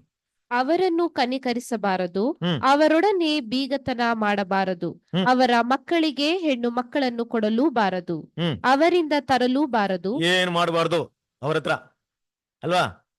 ಮಾಡ್ಬೇಕಂದ್ರೆ ಅವ್ರ ಇದ್ರ ತಾನೆ ಮಾಡಕ್ಕೆ. ಇದೆಲ್ಲ ಮಾಡ್ಬೇಕಾದ್ರೆ ಅವ್ರ ಜೀವಂತವಾಗಿದ್ರೆ ತಾನೆ. ನಾಶ ಮಾಡ್ಬಿಟ್ರೆ ಏನ್ ಮಾಡಲ್ಲ, ಏನು ಮಾಡ್ಬಾರ್ದು ಅವ್ರ ಹತ್ರ. ಜೊತೆಗೆ ಏನ್ ಮಾಡ್ಬೇಕು? 7ನೇ ಅಧ್ಯಾಯ 5ನೇ ವಾಕ್ಯ, ಉಭಾಗಂ 7వ ಅಧಿಕಾರ 5వ ವಚనం. ಆದುದರಿಂದ ನೀವು ಹೀಗೆ ಮಾಡಬೇಕು, ಅವರ ಬಲಿಪೀಠಗಳನ್ನು ಕೆಡವಬೇಕು, ಅವರ ಕಲ್ಲಿನ ಕಂಬಗಳನ್ನು ಒಡೆದು ಅಶೇರವೆಂಬ ವಿಗ್ರಹ ಸ್ತಂಭಗಳನ್ನು ಕಡಿದು ಅವರ ದೇವತಾ ಪ್ರತಿಮೆಗಳನ್ನು ಬೆಂಕಿಯಿಂದ ಸುಟ್ಟು ಬಿಡಬೇಕು. ನೋಡಿ ಏನ್ ಮಾಡ್ಬೇಕಂದ್ರೆ ಸಂಪೂರ್ಣವಾಗಿ ನಾಶ ಮಾಡೋದನ್ನ ಒಂದು ವಿಷಯ ಹೇಳ್ತಾ ಇದಾರೆ ದೇವರು. ಅವ್ರನ್ನ ಸಂಪೂರ್ಣವಾಗಿ ನಾಶ ಮಾಡ್ಬೇಕು. ದನ, ಕುರಿ, ಮಕ್ಕಳು ಯೋಚನೆ ಮಾಡ್ರಿ. ಒಂದು ಯುದ್ಧ ಅಂತ ಬರ್ಬೇಕಾದ್ರೆ ಇವತ್ತೇನಂತ ಮಾತಾಡ್ತಿದಾರೆ? ಇಸ್ರೇಲ್ ಬಗ್ಗೆ ಮಾತಾಡ್ಬೇಕಾರೆ ಏನ್ರಿ, ಸ್ಕೂಲ್ ಮೇಲೆ ಹಾಕ್ತಿದ್ರ ಬಾಂಬು, ಜನರ ಮೇಲೆ ಹಾಕ್ತಾ ಇದ್ರ ಬಾಂಬು, ಜನ ಸಾಯ್ತಾ ಇದಾರೆ. ಇದಕ್ಕಿಂತ ಕಟುಕರಾಗಿ ಮಾಡ್ತಾ ಇದಾರೆ ಇವತ್ತು. ದೇವ್ರ ಹೆಂಗ್ ಮಾಡಿದಾರೆ ನೋಡ್ರಿ. ಇದನ್ನೆಲ್ಲ ಓದ್ಬಿಟ್ರೆ ಜನ ಏನ್ ಅನ್ಬೋದು? ಇವತ್ತು ದೇವ್ರು ಈ ತರ ಮಾಡಿದಾರೆ ಇಸ್ರೇಲ್ ಜನ ಇಟ್ಟು ಅಂತ ಇಡೀ ಜನಾಂಗ ಓದಿದ್ರೆ ಏನಂತ ತಿಳ್ಬೋದು? ಈ ತರ ಸಾಯಿಸಿದ್ರೆ ಇಸ್ರೇಲ್ ಜನರು ಒಬ್ಬರನ್ನು ಉಳಿಸಿಲ್ಲ, ಮಕ್ಕಳನ್ನು ಉಳಿಸಿಲ್ಲ. ಇವತ್ತು ಅಯ್ಯೋ ಪಾಪ ಅಂತೆ ಮಕ್ಕಳು ನೋಡಿ. ದೇವ್ರು ಅವತ್ತೇನ್ ಮಾಡಿದಾರೆ? ಅಯ್ಯೋನು ಇಲ್ಲ, ಪಾಪನೂ ಇಲ್ಲ, ಎಲ್ರು ಏನ್ ಮಾಡ್ಬೇಕು? ಸಾಯಿಸ್ಬೇಕು ಅಲ್ವಾ? ನೋಡ್ರಿ, ಜೊತೆಗೆ ಏನ್ ಮಾಡ್ತಿದ್ರ ಅಂದ್ರೆ, ಯಾಕೆ ಈ ರೀತಿ ಕೆಲಸ ಮಾಡ್ತಾ ಇದೀನಿ, ಯಾಕೆ ಈ ರೀತಿ ಮಾಡ್ತಾ ಇದೀನಿ ಗೊತ್ತಾ? ಅವ್ರು ಇಲ್ಲದೆ ಇದ್ರು ಪರವಾಗಿಲ್ಲ, ಅವ್ರ ನಾಶವಾದ್ರೂ ಪರವಾಗಿಲ್ಲ, ನಿಮಗೇನು ಆಗ್ಬಾರ್ದು. ನನಗ್ ನೀವ್ ಬೇಕು. ಯಾರ ಪ್ಲಾನ್ ಇದೋ, ಯಾರ ಒಂದು ಪ್ರೀತಿ ಇದೋ, ದೇವರ ಪ್ರೀತಿ. ಹೋದ್ರಿ ಧರ್ಮೋಪದೇಶ ಕಂಡ 7ನೇ ಅಧ್ಯಾಯ 7-8 ವಾಕ್ಯಗಳು. 7వ ಅಧಿಕಾರ 7-8 ವಚನಗಳು. ನಿಮ್ಮನ್ನು ಎಲ್ಲಾ ಜನಾಂಗಗಳಲ್ಲಿ ಹೆಚ್ಚು ಮಂದಿ ಎಂದು ಇಷ್ಟಪಟ್ಟು ಆದುಕೊಳ್ಳಲಿಲ್ಲ. ನೀವು ಎಲ್ಲಾ ಜನಾಂಗಗಳಿಗಿಂತಲೂ ಸ್ವಲ್ಪ ಮಂದಿಯಷ್ಟೇ. ಯೆಹೋವನು ನಿಮ್ಮನ್ನು ಪ್ರೀತಿಸಿ ತಾನು ನಿಮ್ಮ ಪಿತೃಗಳಿಗೆ ಮಾಡಿದ ಪ್ರಮಾಣವನ್ನು ನೆರವೇರಿಸಬೇಕೆಂದು ಐಗುಪ್ತ್ಯರ ಅರಸನಾದ ಫರೋಹನ ಕೈ ಕೆಳಗೆ ದಾಸರಾಗಿದ್ದ ನಿಮ್ಮನ್ನು ಬಿಡುಗಡೆ ಮಾಡಿ ತನ್ನ ಭುಜಬಲವನ್ನು ಪ್ರಯೋಗಿಸಿ ಆ ದೇಶದೊಳಗಿಂದ ಬರಮಾಡಿದನು. ಅಲ್ವಾ? ನಿಮ್ಮನ್ನ ಪ್ರೀತಿ ಮಾಡಿ ಏನ್ ಮಾಡಿದೀನಿ? ಆ ದೇಶದಿಂದ ಕರ್ಕೊಂಡ್ ಬಂದಿದ್ದೀನಿ. ಅವ್ರಿಗೆ ಏನಾದ್ರೂ ಆಗ್ಲಿ, ಆದ್ರೆ ನಿಮ್ಗೆ ಏನಾಗ್ಬಾರ್ದು, ಏನಾಗ್ಬಾರ್ದು. ಏನಾಗ್ಬಿಡುತ್ತಪ್ಪ? ಮಕ್ಕಳನ್ನ ಉಳಿಸ್ಕೊಂಡ್ಬಿಟ್ರೆ ಏನಾಗ್ಬಿಡುತ್ತೆ? ಪ್ರಾಣಿಗಳನ್ನ ಉಳಿಸ್ಕೊಂಡ್ಬಿಟ್ರೆ ಏನಾಗ್ಬಿಡುತ್ತೆ? ಮಕ್ಳು ಬಂದ್ಬಿಟ್ಟು ಏನ್ ಮಾಡ್ಬಿಡ್ತಾರೆ ಚಿಕ್ಕ ಮಕ್ಳಿಗೆ? ಏನಾದ್ರು ಗೊತ್ತಿದ್ಯಾ? ದೇವ್ರಿಗೆ ಈ ತರ ಮಾಡ್ಬೇಕಾ? ನೋಡ್ರಿ, ದೇವ್ರು ಯಾವ ರೀತಿ ಕೊಡ್ತಾರೆ ಆಜ್ಞೆ ಅಂದ್ರೆ, ಧರ್ಮೋಪದೇಶ ಕಾಂಡ ಉಭಾಗಂ 20 ಅಂದ್ರೆ ಧರ್ಮೋಪದೇಶ ಕಾಂಡ 20ನೇ ಅಧ್ಯಾಯ 16ರಿಂದ 17ನೇ ವಾಕ್ಯ. 20 16-17 ಆದರೆ ನಿಮ್ಮ ದೇವರಾದ ಯೆಹೋವನು ನಿಮಗೆ ಹ್ಮ್. ಸ್ವಂತಕ್ಕಾಗಿ ಕೊಡುವ ಈ ಜನಾಂಗಗಳ ಪಟ್ಟಣಗಳ ವಿಷಯದಲ್ಲಿ ಹ್ಮ್. ಹಾಗೆ ಮಾಡದೆ ಹ್ಮ್. ಹೆಸರು ಬಿಡುವ ಒಬ್ಬರನ್ನಾದರೂ ಉಳಿಸಬಾರದು. ಹ್ಮ್. ನಿಮ್ಮ ದೇವರಾದ ಯೆಹೋವನು ನಿಮಗೆ ಅಪ್ಪಣೆ ಕೊಟ್ಟಂತೆ ಇವರನ್ನು, ಅಂದರೆ ಹಿತ್ತಿಯರು, ಅಮೋರಿಯರು, ಕಾನಾನ್ಯರು, ಪರಿಜ್ಜೀಯರು, ಹಿವ್ವಿಯರು, ಎಬೂಸಿಯರು, ಇವರೆಲ್ಲರನ್ನು ನಾಶ ಮಾಡಿಬಿಡಬೇಕು. ಇವರೆಲ್ಲರನ್ನು ನಾಶ ಮಾಡಿಬಿಡಬೇಕು. ರೂಲ್ಸ್ ನೋಡಿದ್ರ ಸ್ವಲ್ಪ ಯಾವ ರೀತಿ ರೂಲ್ಸ್ ಇದೆ ಅಂದ್ಬಿಟ್ಟು ದೇವ್ರದ್ದು. ಒಂದು ಜನಾಂಗಕ್ಕೆ ಇನ್ನೊಂಥರ, ಈ ಜನಾಂಗಕ್ಕೆ ತುಂಬಾ ಭಯಂಕರ. ಅವ್ರನ್ನ ನೀವು ನಾಶ ಮಾಡ್ಬೋದು. ಮಕ್ಕಳನ್ನ ಉಳಿಸ್ಕೊಳ್ಳಿ, ದನ ಕುರಿಗಳನ್ನ ತಗೊಳ್ರಿ. ಇಲ್ಲಿ ಯಾವುದನ್ನು ಉಳಿಸ್ಬಾರ್ದು, ಪ್ರಾಣಿಗಳನ್ನ ಉಳಿಸ್ಬಾರ್ದು. ಏನ್ ಮಾಡ್ಬೇಕು? ಎಲ್ಲವನ್ನ ಸಂಹಾರ ಮಾಡ್ಬೇಕು. ಉಸಿರು ಬಿಡುವ, ಜೀವ ಶ್ವಾಸ ಉಳ್ಳ, ಜೀವಂತ ಪ್ರಾಣಿ ಇರುವ ಎಲ್ಲವನ್ನ ಏನ್ ಮಾಡ್ಬೇಕು? ಸಂಹಾರ ಮಾಡ್ಬೇಕು. ಮಾಡದೇ ಇದ್ರೆ ಏನಾಗುತ್ತೆ? ನಾವು ಮಾಡಲ್ಲಪ್ಪ, ಏನಾಗುತ್ತೆ ಸ್ವಲ್ಪ ಹೇಳಿ, ತಿಳ್ಕೊಳ್ಳೋಣ. ತಿಳ್ಕೊಂಡು ಮುದ್ದೆ ಮಾಡೋಣ. ಅಷ್ಟು ದೊಡ್ಡ ವಿಷಯನ ಎಲ್ರನ್ನ ನಾಶ ಮಾಡಕ್ಕೆ? ಗಂಡಸರು ನಾಶ ಮಾಡಕ್ ಹೇಳ್ತೀರಪ್ಪ, ನಾಶ ಮಾಡ್ಬಿಟ್ಟಿದ್ದೀವಿ. ಚಿಕ್ಕ ಮಕ್ಳು ಇರ್ತಾರೆ, ಹೆಂಗಸರು ಇರ್ತಾರೆ, ಅವರೇ ನಮ್ಮ ಮೇಲೆ ಯುದ್ಧ ಮಾಡ್ಬಿಡ್ತಾರೆ. ಅವ್ರೇನ್ ಮಾಡ್ಬಿಡ್ತಾರೆ? ಮುಂದಿನ ವಾಕ್ಯ ಹೋದ್ರಿ, 20ನೇ ಅಧ್ಯಾಯ 16ರಿಂದ 17 ವಾಕ್ಯಗಳು. ಆದರೆ ನಿಮ್ಮ ದೇವರಾದ ಯೆಹೋವನು ನಿಮಗೆ ಸ್ವಂತಕ್ಕಾಗಿ ಕೊಡುವ ಆಯ್ತಲ್ಲ, ಓದಿದ್ರಲ್ವಾ? 18ನೇ ವಾಕ್ಯ ಹೋದ್ರಿ. ಇಲ್ಲವಾದರೆ ಅವರು ತಮ್ಮ ದೇವರುಗಳಿಗಾಗಿ ಆಚರಿಸುವ ನಿಷಿದ್ಧಾಚಾರಗಳನ್ನು ನಿಮಗೆ ಕಲಿಸಿಕೊಟ್ಟಾರು ಮತ್ತು ನೀವು ನಿಮ್ಮ ದೇವರಾದ ಯೆಹೋವನಿಗೆ ದ್ರೋಹಿಗಳಾದೀರಿ. ನೋಡ್ರಾ ಏನಂತಿದ್ರೆ? ಇಲ್ಲವಾದ್ರೆ ಅವ್ರೇನ್ ಮಾಡ್ತಾರೆ? ಅವರು ಮಾಡುವಂತ ಕೆಲವು ಅಸಹ್ಯವಾದಂತ ವಿಷಯಗಳಿದೆಯಲ್ಲ, ಅದನ್ನ ನಿಮ್ಗೆ ಏನ್ ಮಾಡ್ತಾರೆ? ಇಂಟ್ರೊಡ್ಯೂಸ್ ಮಾಡ್ಕೊಡ್ತಾರೆ. ನೀವು ಕೂಡ ತುಂಬಾ ಜಾಣರು, ಏನ್ ಮಾಡ್ತೀರಾ? ತುಂಬಾ ಬೇಗ ಆ ಎಜುಕೇಶನ್ ಕಲಿತೀರಾ. ಮ್ಯಾಥ್ಸ್ ತರ ಅಲ್ಲ, ಅದು ತುಂಬಾ ಈಸಿ. ನಿಮ್ಗೆ ತುಂಬಾ ಇಷ್ಟವಾದಂತ ಟಾಪಿಕ್ ಅವ್ರದ್ದು. ನೀವೇನ್ ಮಾಡ್ತೀರಾ? ತುಂಬಾ ಬೇಗ ಅದನ್ನ ಕಲಿತ್ಬಿಡ್ತೀರಾ. ಆದ್ರಿಂದ ಸಂಹಾರ ಮಾಡ್ರಿ. ಸರಿ ದೇವ್ರೆ, ಗಂಡಸು ಸಂಹಾರ ಮಾಡಿ, ಮಕ್ಕಳನ್ನ ಏನ್ ಮಾಡಿದ್ರು? ಅವರಿಂದ ಏನ್ ಕಲ್ಸ್ಕೊಡಕ್ಕಾಗುತ್ತೆ? ಹೋದ್ರಿ ಧರ್ಮೋಪದೇಶ ಕಾಂಡ 12ನೇ ಅಧ್ಯಾಯ 30-31. ನೀವು ಭ್ರಮೆಗೊಂಡು ನಿಮ್ಮ ಎದುರಿನಿಂದ ನಾಶವಾಗಿ ಹೋದವರ ದುಷ್ಟದದ್ದದಿಗಳನ್ನು ಅನುಸರಿಸಬಾರದು. ನೋಡಿರಿ, ನೀವು ಈ ದೇಶದ ಜನರು ತಮ್ಮ ದೇವರುಗಳನ್ನು ಹೇಗೆ ಸೇವಿಸುತ್ತಿದ್ದರು, ಹಾಗೆಯೇ ನಾವು ಸೇವಿಸುವೆವು ಎಂದು ಹೇಳಿಕೊಳ್ಳೋರಾಗಿ ಅವರ ದೇವರುಗಳ ವಿಷಯದಲ್ಲಿ ವಿಚಾರಣೆಯನ್ನು ಎಷ್ಟು ಮಾತ್ರವೂ ಮಾಡಬಾರದು. ಯೆಹೋವನಿಗೆ ಅಸಹ್ಯವಾಗಿರುವ ಹಲವು ಹೇಸಿಗೆ ಕೆಲಸಗಳನ್ನು ಅವರು ತಮ್ಮ ದೇವತೆಗಳಿಗೋಸ್ಕರ ನಡೆಸುತ್ತಾರಲ್ಲ. ತಮ್ಮ ಗಂಡು ಹೆಣ್ಣು ಮಕ್ಕಳನ್ನು ತಮ್ಮ ದೇವತೆಗಳಿಗೋಸ್ಕರ ಬೆಂಕಿಯಲ್ಲಿ ಸುಡುತ್ತಾರಲ್ಲ.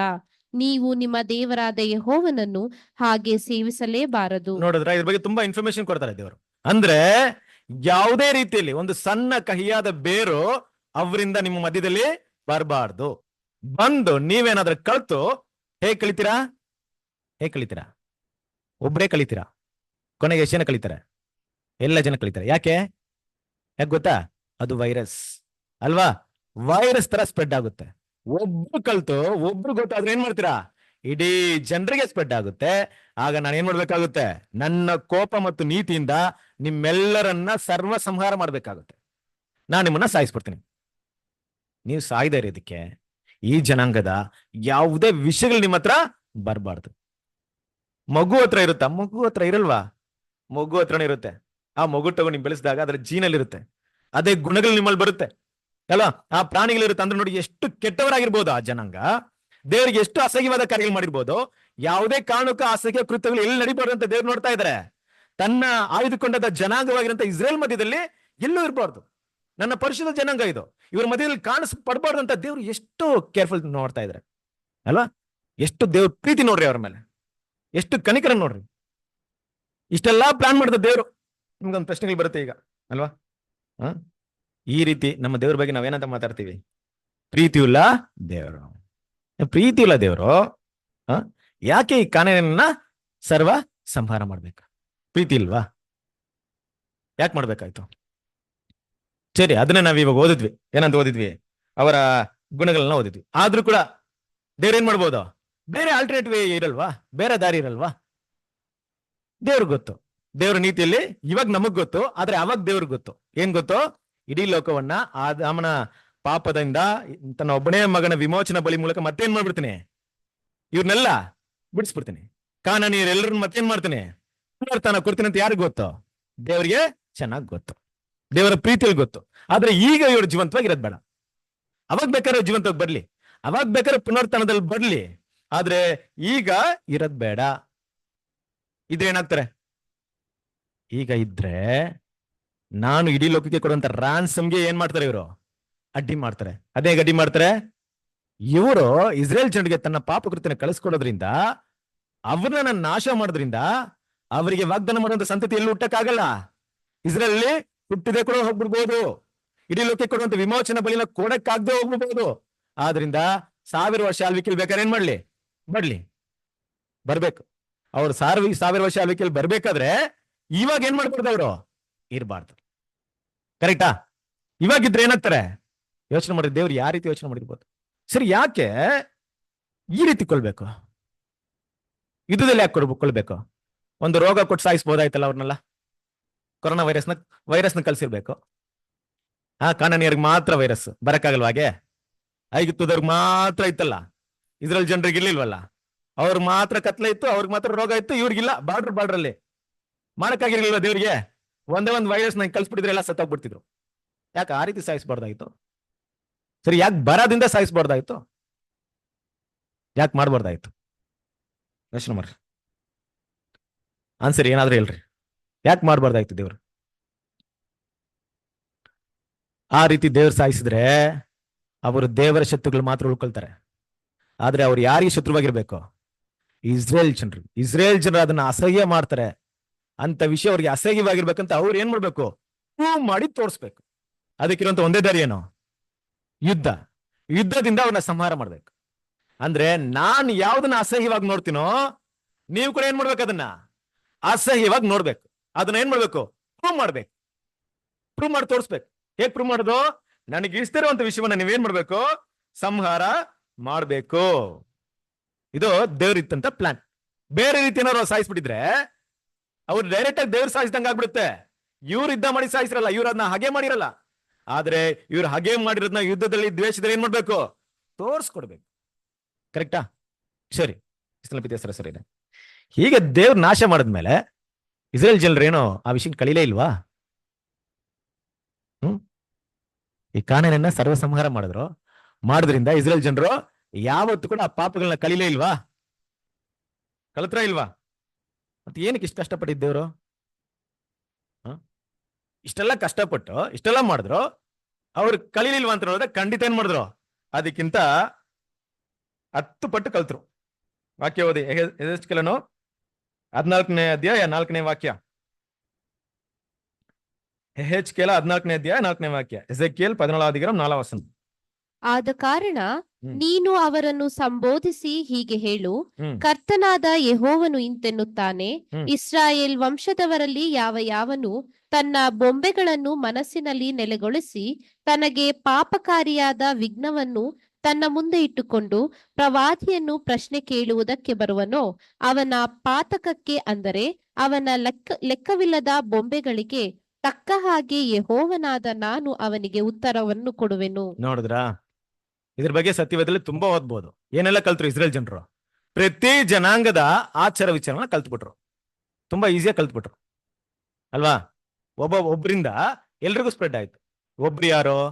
ಒಂದ್ ವೇಳೆ ಒಬ್ಬ ಸಾಲಮನ್ ತರ ಒಬ್ಬ ರಾಜ, ಅವನು 1000 ವೈಫ್ನ ಮದುವೆ ಮಾಡ್ಕೊಳ್ಳೋದು ಅಲ್ವಾ? ಈ ತರ ಮದುವೆ ಮಾಡ್ಕೊಂಡಾಗ ಏನಾಯ್ತು? ಅವ್ರ ವಿಗ್ರಹಗಳೆಲ್ಲ ಇವ್ರು ಆರಾಧನೆ ಮಾಡೋದು. ರಾಜನೇ ಪೂಜೆ ಮಾಡ್ತಾರೆ, ನಾವೇನಪ್ಪ ಅನ್ಬಿಟ್ಟು ಎಲ್ಲರೂ ಪೂಜೆ ಮಾಡೋದು. ಒಬ್ಬ ಸಾಲಮನ್ನ ಮಗ ಇಲ್ಲ ರೆಹೋಬೋಯಮ್ ಇವರೆಲ್ಲ ಮಾಡಿದಂತ ಎಲ್ಲ ವಿಷಯಗಳಿಂದ ಏನಾಯ್ತು? ಅದೇ ವಿಗ್ರಹಾರಾಧನೆ, ದೇವರಿಗೆ ಅಸಹ್ಯವಾದಂತ ಕಾರ್ಯ. ದೇವ್ರಿಗೆ ಯಾವ್ದನ್ನ ಬೇಡ ಅಂದ್ರು ಅದನ್ನ ಮತ್ತೇನಾಯ್ದ್ರು? ಎಲ್ರು ಕಳೆದ್ಬಿಟ್ರು. ಕ್ರಿಸ್ತನ ಪ್ರೀತಿಯ ನೋಡ್ರಿ, ದೇವರ ಕೋಪ ಎಷ್ಟು ಮಟ್ಟಿಗೆ ಇರ್ಬೇಕು. ದೇವರಿಂದ ಎಷ್ಟು ಅಸಹ್ಯವಾಗಿ ನೋಡಿದ್ರು ಅಷ್ಟೇ ಏನ್ ಮಾಡಿದ್ರು ಎಲ್ರು ಅದನ್ನ ಎಷ್ಟು ಅವ್ರನ್ನ ಕಾಪಾಡ್ಬೇಕಂತ ದೇವ್ರ ಆಸೆ ಪಟ್ರು, ಅಷ್ಟೇ ಬೇಗ ಅವ್ರು ಏನ್ ಮಾಡಿದ್ರು ಅದಕ್ಕೆ ಒಳಪಟ್ರು ಅಂತ ನೋಡ್ತೀವಿ. ಸರಿ, ಕ್ರಿಸ್ತನ ಪ್ರೀತಿಯ ಇಷ್ಟೆಲ್ಲಾ ವಿಷಯಗಳು ನಡೀತಂತ ದೇವ್ರ ಮೊದಲೇ ಗೊತ್ತಿತ್ತ ಗೊತ್ತಿರ್ಲಿಲ್ವಾ? ಗೊತ್ತಿತ್ತು. ಗೊತ್ತಿದ್ರು ಕೂಡ ಆ ಒಂದು ಕಾನಾನಿಯನ್ನ ನಾಶ ಮಾಡುವಂತ ಕೆಲಸವನ್ನ ಯಾಕೆ ಮಾಡಕ್ ಹೋದ್ರು ದೇವ್ರು ಅಂತ ನೋಡಿದ್ರೆ ಕ್ರಿಸ್ತನ ಪ್ರೀತಿಯ ಸಹೋದರರೇ, ಮುಖ್ಯವಾಗಿ ಗಮನದಲ್ಲಿ ಇಟ್ಟು ನೋಡ್ಬೇಕಂತ ವಿಷಯ. ಒಂದ್ ವೇಳೆ ಆಗ ಅದನ್ನ ನಾಶ ಮಾಡದೇ ಇದ್ರೆ ಇನ್ನೂ ಬೇಗ ಇನ್ನೂ ತೀವ್ರವಾಗಿ ಇಸ್ರೇಲ್ ಜನರು ಏನ್ ಮಾಡ್ತಿದ್ರು? ಪಾಪ ಮಾಡ್ತಿದ್ರು. ಆ ಪಾಪದ ಫಲ ದೇವರು ನಿಗದಿ ಮಾಡಿದಂತ ಸಮಯಕ್ಕೆ ತಕ್ಕಾಗಿ ಮೇಸಿನ ಹುಟ್ಟೋದಕ್ಕೆ ಕಾರಣವಾಗ್ತಿರ್ಲಿಲ್ಲ. ಯಾಕಂದ್ರೆ ಇವರ ಪಾಪವನ್ನ, ಇವರಿಗಿರುವಂತ ಈ ರೋಗದಿಂದ, ಈ ವೈರಸ್ ಇಂದ ಏನ್ ಮಾಡಕ್ಕಾಗಲ್ಲ, ದೇವ್ರು ಮಾಡುವಂತ ಈ ಪ್ರೊಟೆಕ್ಷನ್ ಕಾಪಾಡಕ್ಕಾಗಲ್ಲ. ಕರೆಕ್ಟಾ? ಸೊ ದೇವ್ರು ಯಾವ ರೀತಿ ಪ್ರೊಟೆಕ್ಷನ್ ಕೊಟ್ಟಿದ್ದಾರೆ? ಈಗ ಅಲ್ಲಿ ದೇವ್ರು ಯಾವ ರೀತಿ ಪ್ರೊಟೆಕ್ಷನ್ ಅವ್ರು ಕೊಟ್ಟಿದ್ದಾರೆ? ಫಸ್ಟ್ ದೇವ್ರು ಏನ್ ಮಾಡಿದ್ರೆ ಒಂದು ಇನ್ಫಾರ್ಮೇಶನ್ ಹೇಳ್ತಾ ಇದಾರೆ. ನೋಡ್ರಿ, ಈ ರೀತಿ ನಿಮ್ಗೆ ಏನಾಗುತ್ತೆ, ಅಪಾಯ ಬರುತ್ತೆ, ವೈರಸ್ ಬರುತ್ತೆ, ನೀವ್ ಆದಷ್ಟು ಏನ್ ಮಾಡ್ಕೊಳ್ರಿ, ನಿಮ್ಮನ್ನ ಕಾಪಾಡ್ಕೊಳ್ರಿ, ನಿಮ್ಮನ್ನ ಕೇರ್ಫುಲ್ ಆಗಿ ನೋಡ್ಕೊಳ್ರಿ ಅಂತ ದೇವ್ರೇನ್ ಮಾಡ್ತಾರೆ, ಮುನ್ನೆಚ್ಚರಿಕೆ ಕೊಟ್ರು. ಆದ್ರೆ ಏನ್ ಮಾಡಿಲ್ಲ ಅವರು, ಫಾಲೋ ಮಾಡಿಲ್ಲ. ಈಗ ವೈರಸ್ ಏನಾಗ್ಬಿಡ್ತು, ಅವ್ರಿಗೆ ಅಟ್ಯಾಕ್ ಆಗ್ಬಿಡ್ತು. ಅಂದ್ರೆ ಏನೋ ದೇವ್ರು ಹೇಳಿದ್ರಂತ ತಪ್ಪಾದ ವಿಷಯಗಳು, ತಪ್ಪಾದ ಬೋಧನೆ ಎಲ್ಲ ಏನ್ ಮಾಡ್ಬಿಟ್ರು, ಕಲಿತ್ಬಿಟ್ರು. ಈಗ ಏನ್ ಮಾಡ್ಬೇಕು ಅವ್ರಿಗೆ?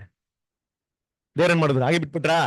ಇಲ್ಲ, ನಿಮಗೆ ಅವರಿಗೆ ಒಂದ್ ದಾರಿನ ದೇವ್ರು ಮಾಡಿದ್ರು, ಇಟ್ಟಿದ್ರು. ಏನಪ್ಪಾ ಅಂತ ನೋಡ್ಬೇಕಾರೆ ಆ ವೈರಸ್ಗಿರುವಂತ ಆಂಟಿ ವೈರಸ್ ಅದ್ರ ಬಗ್ಗೆ ಮಾತಾಡ್ಬೇಕಾದ್ರೆ ಒಂದು ಸುಂದರವಾದಂತ ಒಂದು ವಾಕ್ಯವನ್ನು ಮಾತಾಡ್ತಾರೆ. ಯೆರೆಮೀಯ ಗ್ರಂಥ 8ನೇ ಅಧ್ಯಾಯ 22ನೇ ವಾಕ್ಯ.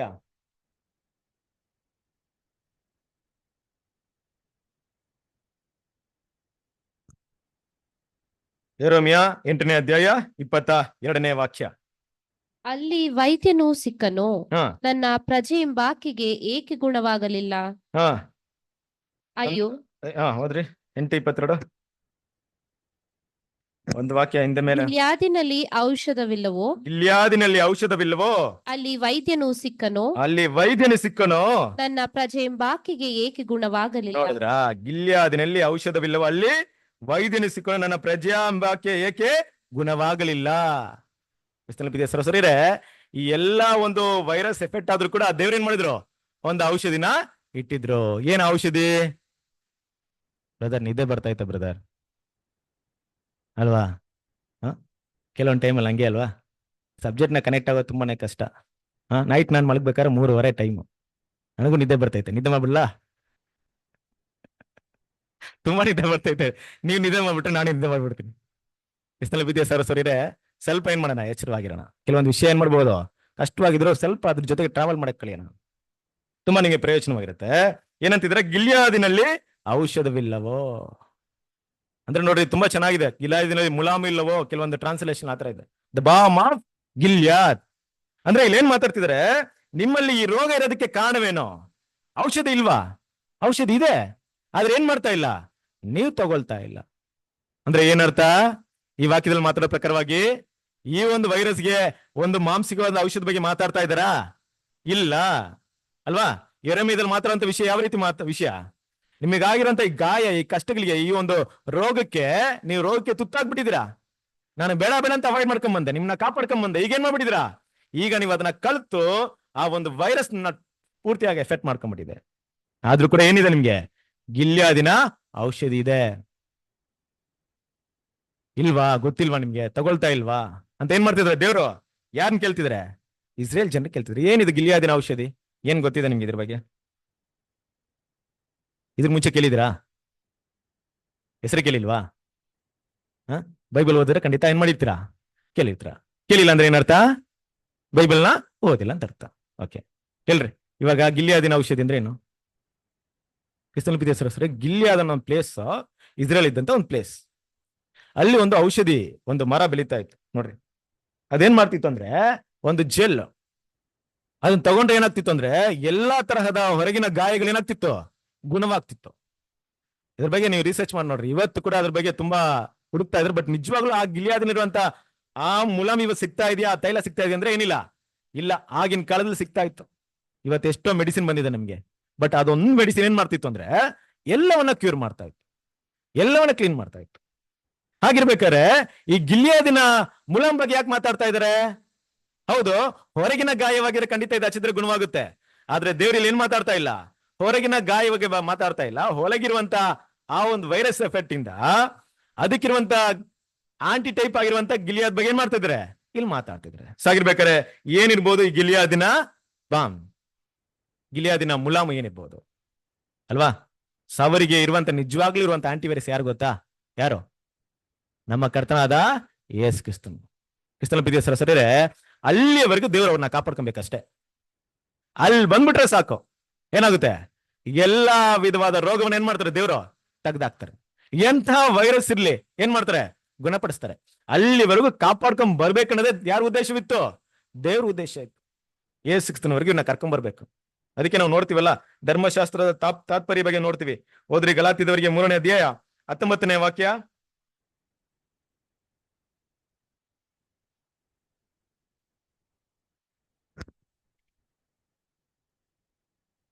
ಹಾಗಾದರೆ ಮೋಶೆಯ ಧರ್ಮಶಾಸ್ತ್ರವು ಯಾತಕ್ಕೆ?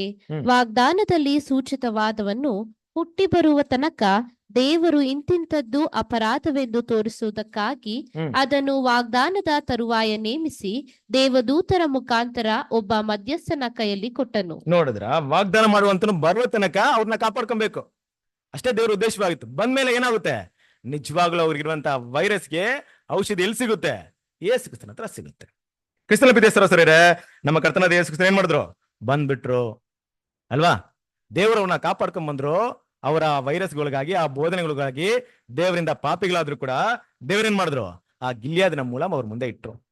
ಈಗ ಅವರ ಕೆಲಸವೇನಿದೆ, ಅದಕ್ಕೆ ನೋಡಿ ಇಲ್ಲಿ ಹೆಸರೇನಿದೆ ಅಂದ್ರೆ, ಇಲ್ಲಿ ಬೇರೆ ಏನಾದ್ರೂ ಹೆಸರು ಹೇಳ್ಬಹುದಾಯ್ತು. ಒಂದು ಪ್ಲೇಸ್ ಹೆಸರು ಹೇಳ್ಬಿಟ್ಟು ಏನ್ ಮಾಡಿದಾರೆ, ಆ ಒಂದು ತೈಲ ಅಂತ ಹೇಳ್ತಾ ಇದಾರೆ. ಕರೆಕ್ಟಾ?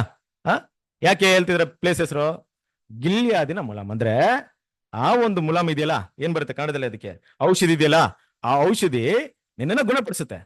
ಆದ್ರೆ ಗುಣಪಡಿಸಕ್ ಎಲ್ಲಿ ಹೋಗ್ಬೇಕು, ಗಿಲ್ಯಾದಿಗೆ ಹೋಗ್ಬೇಕು. ಇಲ್ಲಾಂದ್ರೆ ಏನ್ ಮಾಡಕ್ಕಾಗಲ್ಲ, ಗುಣಪಡಿಸಕ್ಕಾಗಲ್ಲ. ಹಾಗೇನ್ ಮಾಡೋದು ದೇವ್ರು, ಆ ಗಿಲ್ಯಾದಿನ ಮುಲಾಮನ್ನ ಯಾರು ಕೊಟ್ರು ಅಂದ್ರೆ ಇಸ್ರೇಲ್ ಜನರಿಗೆ ಕೊಟ್ರು. ಸೊ ಯಾವ ರೀತಿ ಅಂತ ನೋಡ್ಬೇಕಾದ್ರೆ ಕ್ರಿಸ್ತನ ಪ್ರೀತಿಯ ಸಹೋದರರೇ, ನಮ್ಮ ತಂದೆಯಾದ ದೇವ್ರು ಅದಕ್ಕೆ ಆ ವಾಕ್ಯವನ್ನು ಓದ್ರಿ.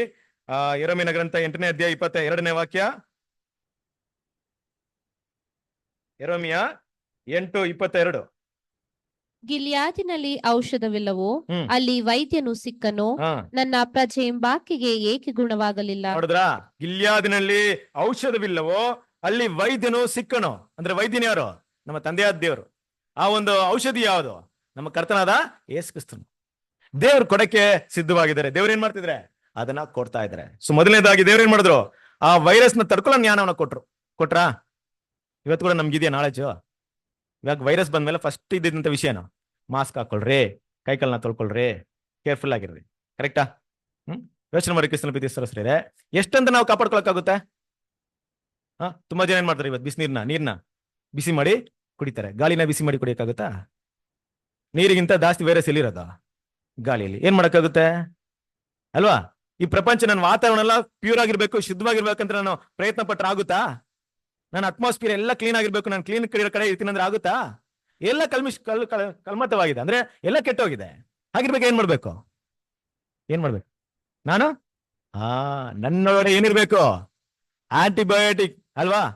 ಅದನ್ನ ಎದುರಿಸುವಂತ ರೋಗ ನಿರೋಧಕ ಶಕ್ತಿ ಯಾರಲ್ಲಿ ಇರ್ಬೇಕು? ಈಚೆ ಎಂತಹ ಸಮಸ್ಯೆಗಳಿದ್ರು ಪರವಾಗಿಲ್ಲ, ನನ್ನೊಡೆ ಆ ಒಂದು ರೋಗ ನಿರೋಧಕ ಶಕ್ತಿ ಇದ್ರೆ ಚಿಂತೆ ಇಲ್ಲ. ನನ್ನಲ್ಲಿಲ್ಲ ಅಂದ್ರೆ ಏನೋ ಅಪಾಯ ಅಲ್ವಾ? ದೇವ್ರು ಅದನ್ನ ಹೇಳ್ತಾ ಇದಾರೆ, ನಾನು ಎಚ್ಚರಿಕೆಯಿಂದ ಇರೋದಕ್ಕೆ ನಿಮ್ಗೆ ಸಲಹೆ ಕೊಟ್ಟೆ, ನೀವ್ ಅದನ್ನ ಫಾಲೋ ಮಾಡಿಲ್ಲ. ಆದ್ರೂ ನೀವೇನ್ ಮಾಡಿದಿರಾ, ರೋಗಕ್ಕೆ ತುತ್ತಾಗ್ಬಿಟ್ಟಿದ್ದೀರಾ. ಈಗ ನಾನು ನಿಮ್ಗೆ ಏನ್ ಮಾಡ್ತಿದ್ದೀನಿ, ಔಷಧಿನ ಕೊಡ್ತಾ ಇದ್ದೀನಿ. ಈ ಔಷಧಿ ತಗೊಳ್ಳೋದ್ರಿಂದ ನಿಮ್ಮಲ್ಲಿ ಈ ವೈರಸ್ ವಿರುದ್ಧ ಹೊರಡುವಂತ ಶಕ್ತಿ ಏನಾಗುತ್ತೆ, ಹೆಚ್ಚಾಗುತ್ತೆ. ಆ ಔಷಧಿ ಯಾರಪ್ಪ, ನಮ್ಮ ಕರ್ತನಾದ ಯೇಸು ಕ್ರಿಸ್ತನು. ಬಂದ್ರು 2000 ವರ್ಷಗಳ ಹಿಂದೆ ಇಸ್ರೇಲ್ ಜನರಿಗೋಸ್ಕರ ಬಂದ್ರು ಅಲ್ವಾ? ಬಂದೇನ್ ಮಾಡಿದ್ರು, ಗುಣಪಡಿಸಕ್ ಬಂದ್ರು. ಆದ್ರೆ ಇಸ್ರೇಲ್ ಜನರು ಏನು ಉತ್ತರ ಕೊಟ್ರು ಗೊತ್ತಾ ಅದಕ್ಕೆ? ಓದ್ರಿ, ಲೂಕ 4ನೇ ಅಧ್ಯಾಯ 23ನೇ ವಾಕ್ಯ.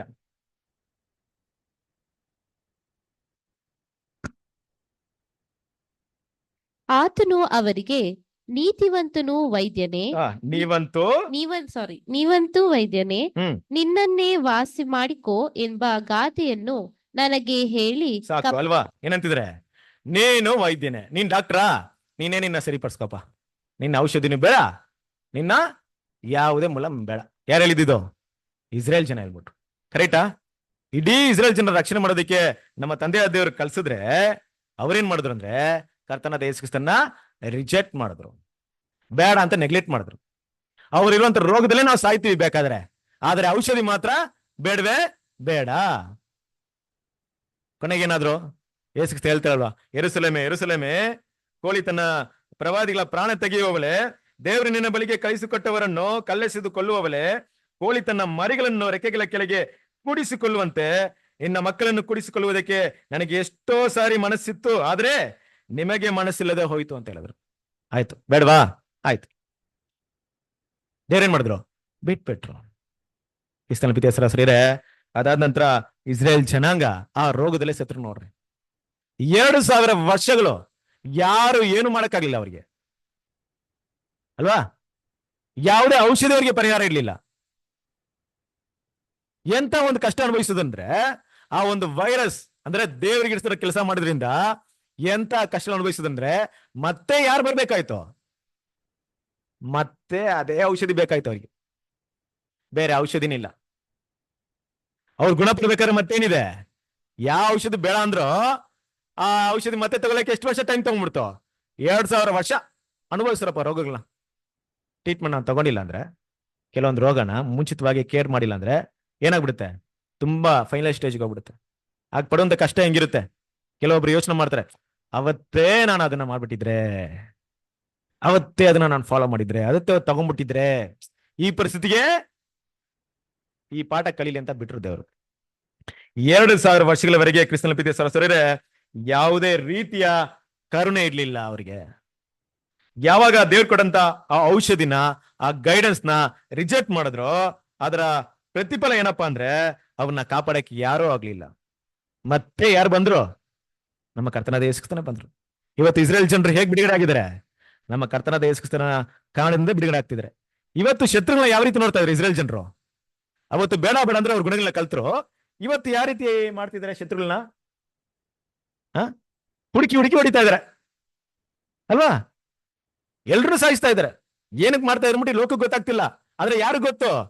ಇಸ್ರೇಲ್ ಜನರು ಗೊತ್ತು. ಅವತ್ತು ನಾವು ನಿಮ್ಮ ಗುಣಗಳನ್ನ ಕಲ್ತಿದ್ದಕ್ಕೆ ನಾವೇನಾಗಿದ್ದೀವಿ, ಇವತ್ತು ಹಿಂಗಾಗಿದ್ದೀವಿ. ಮತ್ತೆ ನಿಮ್ಮ ಆಚಾರ ವಿಚಾರ ಏನ್ ಮಾಡಲ್ಲ ನಾವು, ತಲಿಯಲ್ಲ. ಬೇಕಾದ್ರೆ ಸಾಯಿಸ್ಬಿಡ್ತೀವಿ ನಿಮ್ಮನ್ನ. ಸಾಯಿಸ್ತಾ ಇದ್ರ? ಇವತ್ತು ಮಾಡ್ತಾ ಇದ್ರು ನೋಡ್ರಿ ಆ ಕೆಲಸವನ್ನ. ಅವತ್ತು ಮಾಡ್ಲಿಲ್ಲ. ಅವತ್ ಮಾಡಿದ್ರೆ ಕ್ರಿಸ್ತನ ಪ್ರೀತಿಯ ಸಹೋದರರೇ ನೋಡ್ರಿ, ಇವತ್ತು ಇಸ್ರೇಲ್ ಎಂತ ಒಂದು ದೊಡ್ಡ ಪಾಠವನ್ನ ಕಲ್ತಿದೆ. ಹಾಗಿರ್ಬೇಕಾದ್ರೆ ದೇವರು ಇಸ್ರೇಲ್ ಜನರನ್ನ ಇಂತಹ ಅನ್ಯ ಜನಾಂಗಗಳ ಆಚಾರ ವಿಚಾರಗಳ ಅವರ ಬೋಧನೆಗಳಿಂದ ಅವ್ರನ್ನೇನ್ ಮಾಡ್ಕೊಂಡ್ ಬಂದ್ರು? ಕಾಪಾಡ್ಕೊಂಡ್ ಬಂದ್ರು. ಅದಕ್ಕೆ ಕಿವಿಗೊಡದೆ ಅದನ್ನೇ ಅಭ್ಯಾಸವಾಗಿ ಅದನ್ನೇ ತಮ್ಮ ಆಚಾರ ವಿಚಾರವಾಗಿ ಬದಲಾವಣೆ ಮಾಡಿಕೊಂಡು ದೇವರಿಗೆ ಅಸಹ್ಯ ಆದ್ರಿಂದ ದೇವರು ಕೊಟ್ಟಂತ ಔಷಧಿನ ಕೂಡ ರಿಜೆಕ್ಟ್ ಮಾಡಿದ್ರು. ಅದರ ಪ್ರತಿಫಲ 2000 ವರ್ಷಗಳ ಕಾಲ ಆ ರೋಗದಿಂದಲೇ ಏನ್ ಮಾಡಿದ್ರು? ಸಾಯ್ತಾ ಇದ್ರು. ಈಗ ಮತ್ತೆ ಅದೇ ಔಷಧಿನ ತಗೊಂಡ್ರೆ ಕ್ಯೂರ್ ಆಗುತ್ತೆ, ಇಲ್ಲಾಂದ್ರೆ ಮತ್ತೇನು ಇಲ್ಲ. ಇದು ಇಸ್ರೇಲ್ ಜನರ ಮಟ್ಟಿಗಿರುವಂತ ಒಂದು ವಿಷಯ. ಕ್ರಿಸ್ತನ ಪ್ರೀತಿಯ ಸಹೋದರರೇ, ಆತ್ಮಿಕ ಇಸ್ರೇಲ್ ಜನರಾಗಿರುವಂತ ನಾವು, ನಮಗೂ ವೈರಸ್ ಇದೆಯಾ? ಏನ್ ವೈರಸ್ ಇಲ್ವಾಗ ತಗೊಂಡಿರೋ ಪಾಠದಲ್ಲಿ ವೈರಸ್ ಅಂದ್ರೆ ಏನಂತ ಅರ್ಥ ಮಾಡ್ಕೊಂಡಿದ್ದೀರಾ? ನಾನು ವೈರಸ್ ಅಂತ ಮಾತಾಡ್ತಾ ಇದ್ದೀನಪ್ಪ. ನಿಮ್ಗೆ ಏನ್ ಅರ್ಥವಾಗಿದೆ ವೈರಸ್ ಅಂದ್ರೆ? ಪಾಪ ಬೇರೆ, ಬೇರೆ ಇಷ್ಟವಿಲ್ಲದ ಕಾರ್ಯ ಬೇರೆ. ಗುಡ್. ವೈರಸ್ ಅಂದ್ರೆ ನಾವಿಲ್ಲಿ ಮಾತಾಡ್ತಿರೋ ಪ್ರಕಾರವಾಗಿ ತಪ್ಪಾದ ಬೋಧನೆಗಳಿರ್ಬೋದು, ತಪ್ಪಾದ ಆಲೋಚನೆಗಳಿರ್ಬೋದು ಅಲ್ವಾ, ಬೇಡದಿರುವಂತ ಸಂಭಾಷಣೆಗಳಿರ್ಬೋದು. ಪ್ರತಿಯೊಂದು ವಿಷಯ ಯಾವುದು ನಮ್ಮನ್ನ ಹಾಳು ಮಾಡುತ್ತೋ, ಯಾವುದಕ್ಕೆ ನಮ್ಮ ಕಿವಿ ಕೊಡ್ತಿರೋ ಅದೆಲ್ಲ ಹೇಗಿರುತ್ತೆ? ವೈರಸ್ ನಮ್ಗೆ ನಮ್ಮ ದೇಹವನ್ನು ನಾಶ ಮಾಡುವಂತ ವೈರಸ್ ಎಲ್ಲೋಗುತ್ತೆ? ಬಾಯಿ ಹೊಡೋಗುತ್ತೆ. ಈ ವೈರಸ್ ಹೆಂಗಿಂದ ಹೋಗ್ಬಿಡುತ್ತೆ? ಕಿವಿಯಿಂದನೂ ಕಣ್ಣಿಂದನೂ ಹೊರಟಾಗ್ಬಿಡುತ್ತೆ. ರಾಂಗ್ ಇನ್ಫಾರ್ಮೇಶನ್ ಅಲ್ವಾ? ಇವತ್ತು ಕಡಿಮೆ ಇದೆಯಾ ಇದಕ್ಕೆ ನಮ್ಗೆ? ಇವತ್ತು ಈ ರೀತಿಯಾದಂತ ಒಂದು ವಿಷಯಕ್ಕೆ ನಮ್ಗೆ ಕಡಿಮೆ ಇದೆಯಾ? ಅವತ್ತು ನೋಡ್ಬೇಕಾರೆ ಅಪೊಸ್ತಲ ಪಾಲ್ ಈ ವಿಷಯವನ್ನು ಹೇಳಿದ್ರು. ಹೋದ್ರೆ 2 ಕೊರಿಂಥದವರಿಗೆ 11ನೇ ಅಧ್ಯಾಯ 2ರಿಂದ 3 ವಾಕ್ಯಗಳು. 2 Corinthians 11 chapter 2nd and 3rd verse. ಯಾಕಂದರೆ ದೇವರಲ್ಲಿರುವಂತ ಚಿಂತೆಯಿಂದಲೇ ನಾನು ನಿಮ್ಮ ವಿಷಯದಲ್ಲಿ ಚಿಂತಿಸುತ್ತೇನೆ. ನಿಮ್ಮನ್ನು ಕ್ರಿಸ್ತನೆಂಬ ಒಬ್ಬನೇ ಪುರುಷನಿಗೆ ಶುದ್ಧ ಕನ್ಯೆಯಂತೆ ಒಪ್ಪಿಸಬೇಕೆಂದು ನಿಮ್ಮನ್ನು ಆತನಿಗೆ ನಿಶ್ಚಯ ಮಾಡಿದೆನಲ್ಲ. ಆದರೆ ಹೇಗೆ ಹವ್ವಳು ಸರ್ಪದ ಕುಯುಕ್ತಿಗೆ ಒಳಬಿದ್ದು ಮೋಸ ಹೋದಳೋ, ಹಾಗೆಯೇ ನಿಮ್ಮ ಮನಸ್ಸು ಕ್ರಿಸ್ತನ ವಿಷಯದಲ್ಲಿರಬೇಕಾದ ಯಥಾರ್ಥತ್ವವನ್ನು ಪಾತಿವ್ರತ್ಯವನ್ನು ಬಿಟ್ಟು ಕೆಟ್ಟು ಹೋದಿತ್ತೆಂದು ನನಗೆ ಭಯವುಂಟು. ಭಯ ಉಂಟು ಅಲ್ವರಾ? ಹೇಗೆ ಅವತ್ತು ಆ ಒಂದು ಸರ್ಪದ ಮಾತನ್ನ ಕೇಳಿ ಮರಣ ಇಡೀ ಲೋಕಕ್ಕೆ ಬಂದ ರೀತಿಯಲ್ಲಿ ಇವತ್ತು ಕೂಡ ಏನ್ ಮಾಡ್ತೀರಾ ನೀವು? ಎರಡನೇ ಅವಲಾಗಿರುವಂತ ಸಭೆ ಕೆಟ್ಟೋಗ್ತಿರಂತ ಭಯ ಯಾರಿಗಿದೆ? ಯಾರಿಗಿತ್ತು? ಪೌಲನ್ಗಿತ್ತು. ಯಾರಿಗಿಲ್ಲ? ಯಾರಿಗಿಲ್ಲ? ಪೌಲನ್ಗಿತ್ತು. ಆ ಒಂದು ಕನ್ಯೆ ಏನಾಗುತ್ತೆ? ಕೆಟ್ಟೋಗ್ತಾರೆ, ಅವಲಂತ ಆಗ್ತಾರೆ ಅಂದ್ಬಿಟ್ಟು. ಬಟ್ ಯಾರಿಗಿಲ್ಲ? ಆ ಸ್ತ್ರೀಗಿಲ್ಲ. ಯಾರ ಸ್ತ್ರೀ? ನೀವಿಲ್ಲ, ಯೋಚನೆ ಮಾಡಿದ್ರೆ ಎಲ್ಲೋ ಇದೀರಾ. ನಾವೇ ಅಲ್ವಾ? ನಮಗಿಲ್ಲ ಭಯ, ಆದ್ರೆ ಯಾರಿಗಿತ್ತು? ಪೌಲನ್ಗಿತ್ತು. ಎಲ್ಲೋ ಕೆಟ್ಟೋಗ್ಬಿಡ್ತೀನಿ, ಎಲ್ಲೋ ತಪ್ಪಾದ ಬೋಧನೆ ಕೇಳ್ಬಿಡ್ತಿರೋ, ಎಲ್ಲೋ ರಾಂಗ್ ಡಾಕ್ಟರ್ಸ್ ಕೇಳ್ಬಿಡ್ತಾರೆ. ನಾನು ಹೋದ್ಮೇಲೆ ಯಾರಾದ್ರೂ ನಿಮ್ನ ಡೈವರ್ಟ್ ಮಾಡ್ಬಿಡ್ತಾರ, ನಿಮ್ ಮೈಂಡ್ ಚೇಂಜ್ ಮಾಡ್ಬಿಡ್ತಾರ, ನಿಂಗೆ ಬೇಡದ್ರಂತ ಮಾಹಿತಿನ ಕೊಟ್ಬಿಡ್ತಾರ ಅಂತ ಭಯ ಯಾರಿಗಿತ್ತು ಅಂದ್ರೆ ಅಪೊಸ್ತಲ ಪಾಲ್. ಅವರ ಲೈಫ್ ಪೂರ್ತಿ ಇದನ್ನೇ ಭಯ ಪಡ್ತಾ ಇದ್ರು. ಎಲ್ಲ ಭಯಕ್ಕಿಂತ ಹೆಚ್ಚಾಗಿ ಅವ್ರಿಗೆ ಏನೆಲ್ಲ ಕಷ್ಟ ಅನುಭವಿಸಿದ್ರು, ಏನೆಲ್ಲ ನೋವು ಅನುಭವಿಸಿದ್ರು, ಅದೆಲ್ಲ ಬದುಕಿಟ್ಟು ಜಾಸ್ತಿ ಭಯ ಪಟ್ಟಿದ್ದೇನಪ್ಪ ಅಂದ್ರೆ ಈ ಭಯ. ಎಲ್ಲಿ ಈ ಜನರನ್ನ ಹಾಳು ಮಾಡ್ಬಿಡ್ತಾರೋ, ನಾನ್ ಹೋದ್ಮೇಲೆ ಈ ಜನ ಹಾಳಾಗ್ಬಿಡ್ತಾರೋ. ಆಯ್ತಾ? ಆಯ್ತು. AD 539 to 1799 ವರೆಗೂ 1860 ವರ್ಷಗಳ ಕಾಲ ಆಂಟಿಗಸ್ ಏನಾಯ್ತು? ಅದೇ ರೀತಿ ಆಯ್ತು. ಇಷ್ಟೆಲ್ಲ ಪಿತೆ ಸರಸ್ವರಿರೇ, ಜಸ್ಟ್ ಯೋಚನೆ ಮಾಡ್ರಿ. ಎಲ್ಲ ವಿಷಯಗಳನ್ನ ಬಿಟ್ಟು ನಾವು ಮುಖ್ಯವಾದ ವಿಷಯಕ್ಕೆ ಬಂದ್ಬಿಡೋಣ. ನಮ್ಮ ಕಾಲ ಎಷ್ಟು ಭಯಾನಕವಾದಂತ ಕಾಲವಾಗಿದೆ. ಯಾವ ರೀತಿ ಭಯಾನಕ ಕಾಲ ಗೊತ್ತಾ? ವೈರಸ್ಗಳ ಮಧ್ಯದಲ್ಲಿ ಜೀವನ ಮಾಡ್ತಾ ಇದೀವಿ. ನಮ್ಮ ಸುತ್ತಲೂ ಏನಿದೆ? ವೈರಸ್ಗಳಿದೆ. ಯಾಕೆಂದ್ರೆ ವಾಕ್ಯದಲ್ಲಿ ನೋಡ್ಬೇಕಾದ್ರೆ ದೇವರು ನಮ್ಗೆ ಒಂದು ದೊಡ್ಡ ಸ್ವಾತಂತ್ರ್ಯವನ್ನು ಕೊಟ್ಟಿದ್ದಾರೆ. ಓದ್ರಿ 1 ಕೊರಿಂಥದವರಿಗೆ 10ನೇ ಅಧ್ಯಾಯ 23 ಮತ್ತು 24 ವಾಕ್ಯಗಳು. ಎಲ್ಲಾ ಕಾರ್ಯಗಳನ್ನು ಮಾಡುವುದಕ್ಕೆ ಸ್ವಾತಂತ್ರ್ಯವುಂಟು, ಆದರೆ ಎಲ್ಲವೂ ವಿಹಿತವಾಗಿರುವುದಿಲ್ಲ. ಎಲ್ಲಾ ಕಾರ್ಯಗಳನ್ನು ಮಾಡುವುದಕ್ಕೆ ಸ್ವಾತಂತ್ರ್ಯವುಂಟು, ಆದರೆ ಎಲ್ಲವೂ ಭಕ್ತಿಯನ್ನು ಬೆಳೆಸುವುದಿಲ್ಲ. ನೋಡಿದ್ರೆ ನಮ್ಗೆ ಎಷ್ಟು ಫ್ರೀಡಮ್ ಇದೆ ಕ್ರಿಸ್ತನ ಪ್ರೀತಿಯ ಸರಸರಿದೆ. ಈ ಫ್ರೀಡಮ್ ನಮ್ಗೆ ಏನಾಗುತ್ತೆ? ದೊಡ್ಡ ಡೇಂಜರ್ ಆಗಿದೆ. ನಮಗಿರುವಂತ ಈ ಸ್ವಾತಂತ್ರ್ಯ ಯಾರಿಗೂ ಇಲ್ಲ. ಯಾರಿಗಾದ್ರೂ ಇದೆಯಾ? ಇಡೀ ಪ್ರಪಂಚದಲ್ಲಿ ನಮ್ ತರ ನಂಬಿಕೆ ಇಟ್ಕೊಂಡಿರೋರು, ಅಂದ್ರೆ ಯಾವುದಕ್ಕೂ ಎದುರ್ದೇ ಇರೋರು ಯಾರಾದ್ರೂ ಇದಾರ? ಕೆಲವರು ದೆವ್ವಕ್ಕೆ ಎದುರ್ತಾರೆ, ಕೆಲವರು ಮಾಟ ಮಂತ್ರಕ್ಕೆ ಎದುರ್ತಾರೆ, ಅಲ್ಲ ಮನುಷ್ಯರಿಗೆ ಎದುರ್ತಾರೆ. ಈ ತರ ಭಯ ಪ್ರತಿಯೊಬ್ಬರಲ್ಲಿ ಇದೆಯಾ? ನಮ್ಮಲ್ಲಿ ಈ ತರ ಭಯ ಇದೆಯಾ? ದೇವ್ರು ನಮ್ಮನ್ನ ಸಂಪೂರ್ಣವಾಗಿ ಬಿಡಿಸಿದರೆ. ಆದ್ರೆ ಎಷ್ಟು ಅಪಾಯ ಅಂದ್ರೆ ನಾವು ಅಪಾಯಗಳ ಮಧ್ಯದಲ್ಲಿ ಏನ್ ಮಾಡ್ತಾ ಇದೀವಿ? ಜೀವಿಸ್ತಾ ಇದೀವಿ. ನಮಗೆ ಬರುವಂತ ಇನ್ಫಾರ್ಮೇಶನ್ ಸಭೆಯಲ್ಲಿ ಇವತ್ತು ಕುತ್ಕೊಂಡು ಕೇಳುವಂತ 1 ಅವರ್ ಬಿಟ್ಬಿಟ್ರೆ, ಕ್ರಿಸ್ತನ ಪ್ರೀತಿಯ ಸಹೋದರ ಇದೆ, ಪ್ರಾಮಾಣಿಕತೆಯಿಂದ ಯೋಚನೆ ಮಾಡ್ರಿ. ಈ 1 ಗಂಟೆ ಬಿಟ್ಬಿಟ್ರೆ ಬೇರೆ ಎಲ್ಲಾದ್ರೂ ಒಳ್ಳೆ ಮಾಹಿತಿಗಳನ್ನ ನಾವು ಕೇಳಕ್ಕಾಗುತ್ತಾ? ನಮ್ಮ ಅಕ್ಕಪಕ್ಕದವರು, ನಮ್ಮ ಸ್ನೇಹಿತರು, ನಾವು ಕೆಲಸ ಮಾಡುವಂತ ಜಾಗ ಅಲ್ವಾ? ನಮ್ಮ ಸಹೋದರ ರಸಲ್ ಹೇಳ್ತಿರ್ಬೇಕಾದ್ರೆ ನಿಮ್ಮ ಮಕ್ಕಳು ಓದಂತ ಪಠ್ಯ ಪುಸ್ತಕವನ್ನ ಚೆಕ್ ಮಾಡಿ ಅಂತ ಹೇಳ್ತಾರೆ ಅಲ್ವಾ? ಏನ್ ಎಜುಕೇಶನ್ ಕೊಡ್ತಾ ಇದಾರೆ ಅಲ್ಲಿ? ಯಾವ ತರ ಬೋಧನೆ ಅಲ್ಲಿಂದ ಬರ್ತಾ ಇದೆ? ಯಾಕಂದ್ರೆ ಇಡೀ ಲೋಕ ಯಾರ್ ಕಂಟ್ರೋಲ್ ಇರೋದು? ಸೈತನ ಕಂಟ್ರೋಲ್. ಆತ ಏನ್ ಮಾಡ್ತಾನೆ? ವೈರಸ್ನ, ತಪ್ಪಾದ ಮಾಹಿತಿನ ಹೇಗೆಲ್ಲ ಬಿತ್ಬೇಕಂತ ಯೋಚನೆ ಮಾಡ್ತಾ ಇರ್ತಾನೆ. ಅವ್ರು ಕೊಡುವಂತ ಎಜುಕೇಶನ್ ನೋಡಿ ಕೆಲವೊಂದು ಟೈಮಲ್ಲಿ ಇದು ಹೀಗಲ್ಲ ಮಗು, ಇದು ಈ ರೀತಿ ಅರ್ಥ ಮಾಡ್ಕೊಂತ ಹೇಳ್ಕೊಡ್ಬೇಕನ್ನೋ ಜವಾಬ್ದಾರಿ ಯಾರ ಕೈಲಿರುತ್ತೆ? ಚೆಕ್ ಮಾಡ್ರಿ.